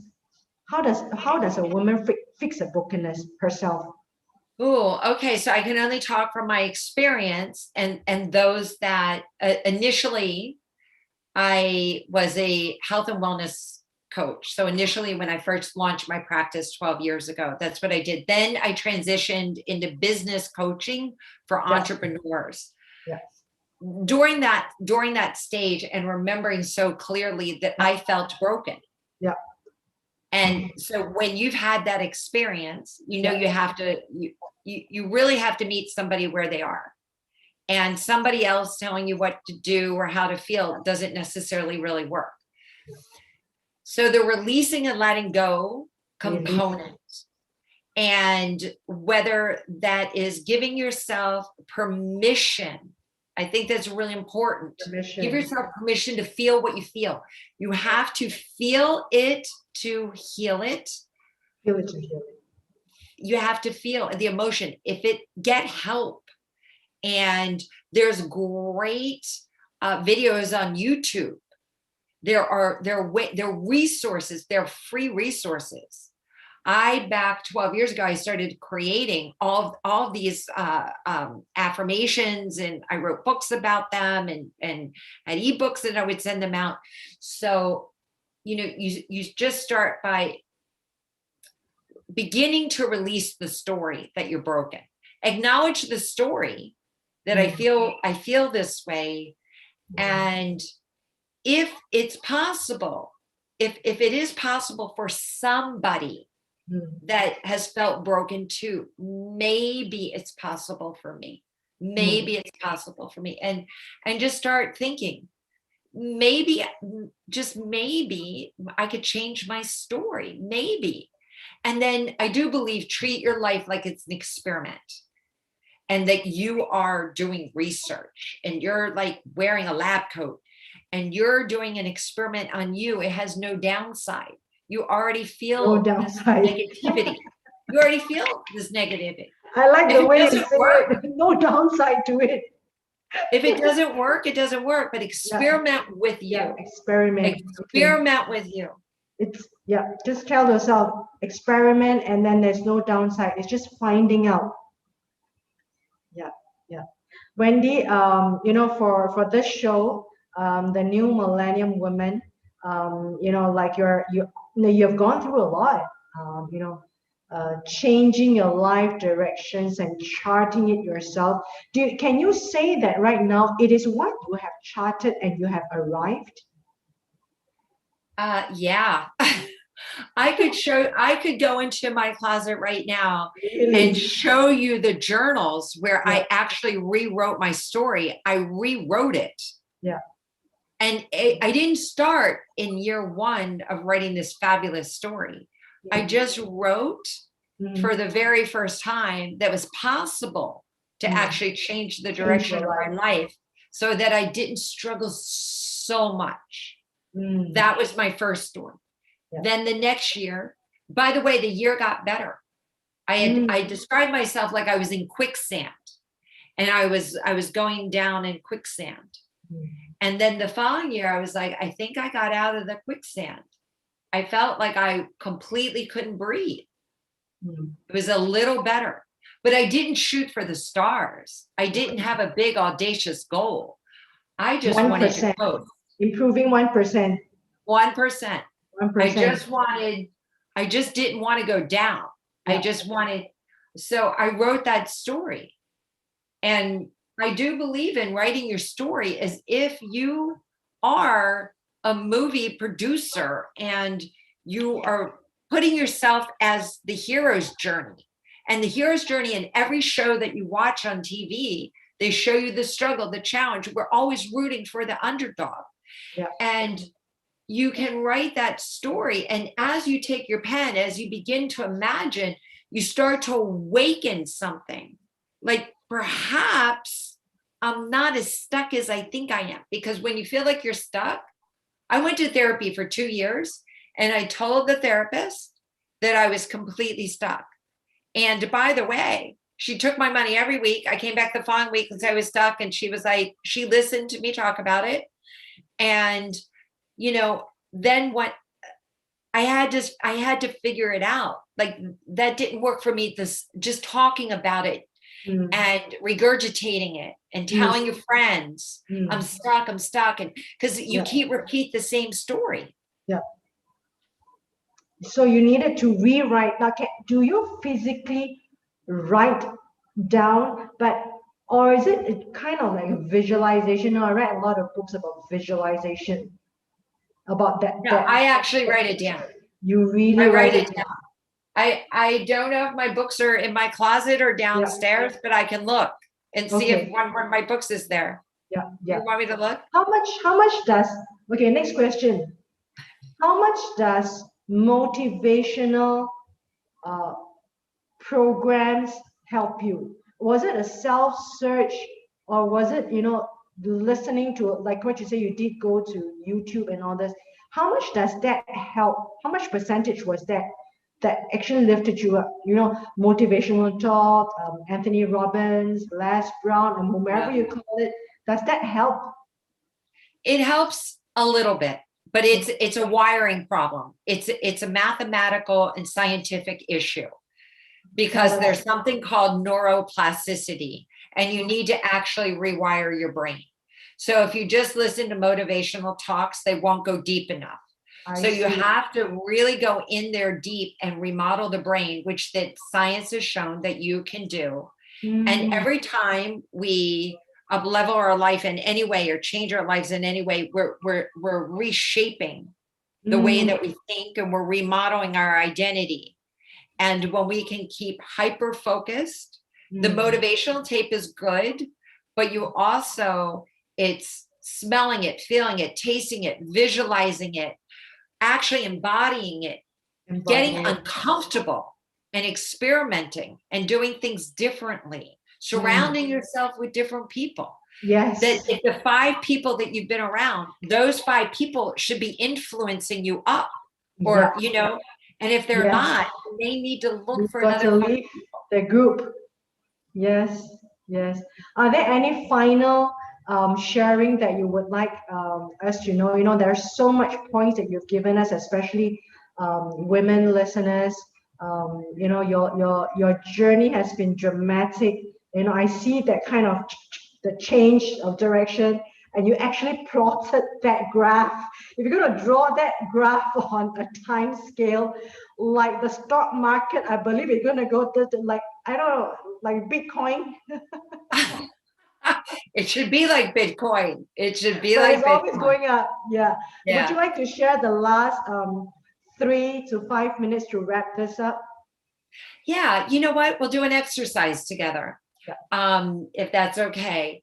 And this actually may activate some of that, not only the visioning muscle, but the technique and the tactical piece is really important too.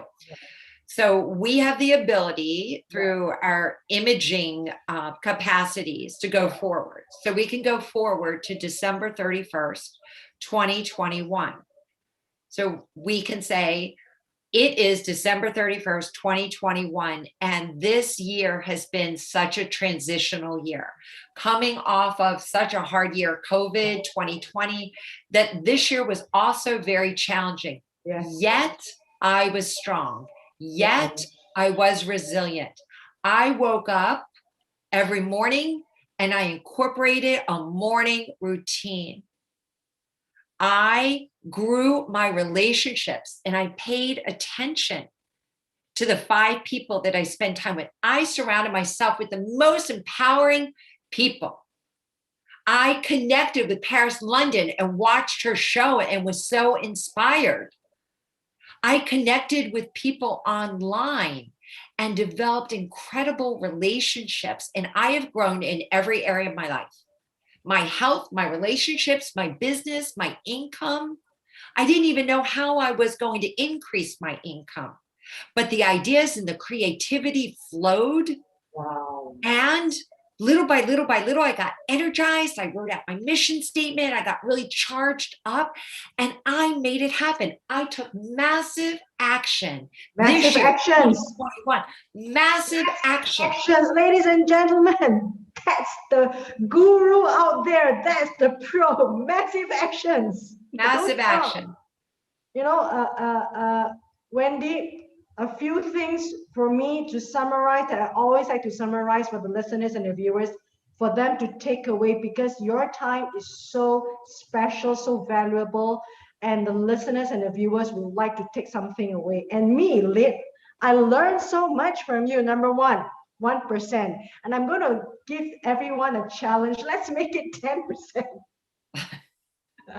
And then write out your journal. And I would think that, you know, do you allow us to text instead of writing it? Can we? Yeah, of course. Use Use your audio app. Use your app and then listen to your own voice. Into your app and listen to your voice. Yes. Your Power voice to goes that. deepest, deepest, deepest. Power. Deepest, deepest. Okay. Number one, 1%, between 1% to 10%, right? But don't overachieve, like what you say. Don't Yeah. overburden yourself. Do something that you think you can achieve. And then number two, always have this me time and put an appointment there, right? In the past, I always like to go to the spa, but after during this whole prolonged pandemic, I couldn't even leave. I'm not going to go to the gym. Okay, me time, very important. Number one, speak about I wish. What do you say? I wish, I choose, I am. I wish, I choose, I oh, am. that's powerful. That's power right there. I wish, I choose, I am. All right. And also, the final thing is Reverse engineering. That was reverse engineering. Yeah, and also speak it out.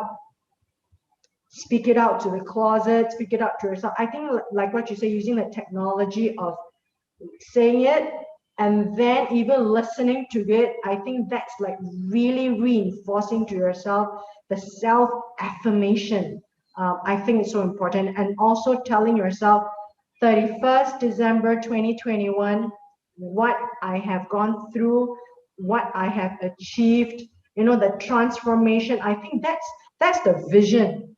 I mean, that's power there, Wendy. That's power right there. Yep. If one person installs any of these, like 3 or 4 things, they'll notice a difference. I am definitely going to have this into practice. Ladies and gentlemen, we have Wendy Weiss, all the way from USA, California. I mean, it's such a blessing. I can't believe it.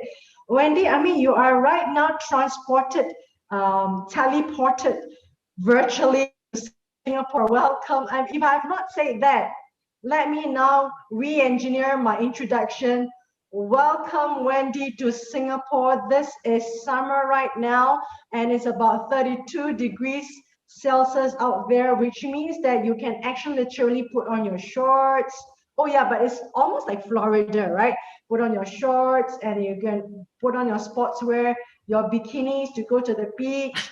Wendy, post-pandemic, are you coming to Singapore for your I'm coming to Singapore, so we'll go ahead and say I'm coming to Singapore. Sure, I would love to come actually to Singapore. So it is this part of the world. No, I mean I've been to Indonesia several times, but really when I'm over that way, I'm usually I go to Bali and places over that way. But I would love to come to Singapore, and I'm booking travel for 2022. We're booking travel, like we're planning on traveling, planning on doing live events. I think that's another power there, to tell you ahead that life is going to be better. Just planning ahead. Singapore welcome you. This is a place where, if Wendy hasn't been here, but you've heard so much about Singapore, but a reiteration to everyone. I mean, this is a country that is so friendly, a tourist-friendly, American-friendly place. It's a world-friendly place, but particularly to Americans. We've got all the biggest brands of America here, and you can read the news about Ray Dalio. He's shifting his family office here, and I think many people already are buying the second homes here. I mean, this is a place where we need to talk about that. So we need to talk about doing something together over there. So. To be continued. Thank you so much for having me on today. This was wonderful. You're wonderful, beautiful community. Thank you so grateful. Much, Wendy. I welcome you to Singapore, and we'll continue our talk offline. You and your success, and you and your empowerment, ladies and gentlemen. Thank you, Wendy, and let's give Wendy a round of applause for her wonderful time with us. That is about 45 minutes. Thank you, Wendy. Let's give her a round. Thank you. Bye. Thank you so much. Thank you.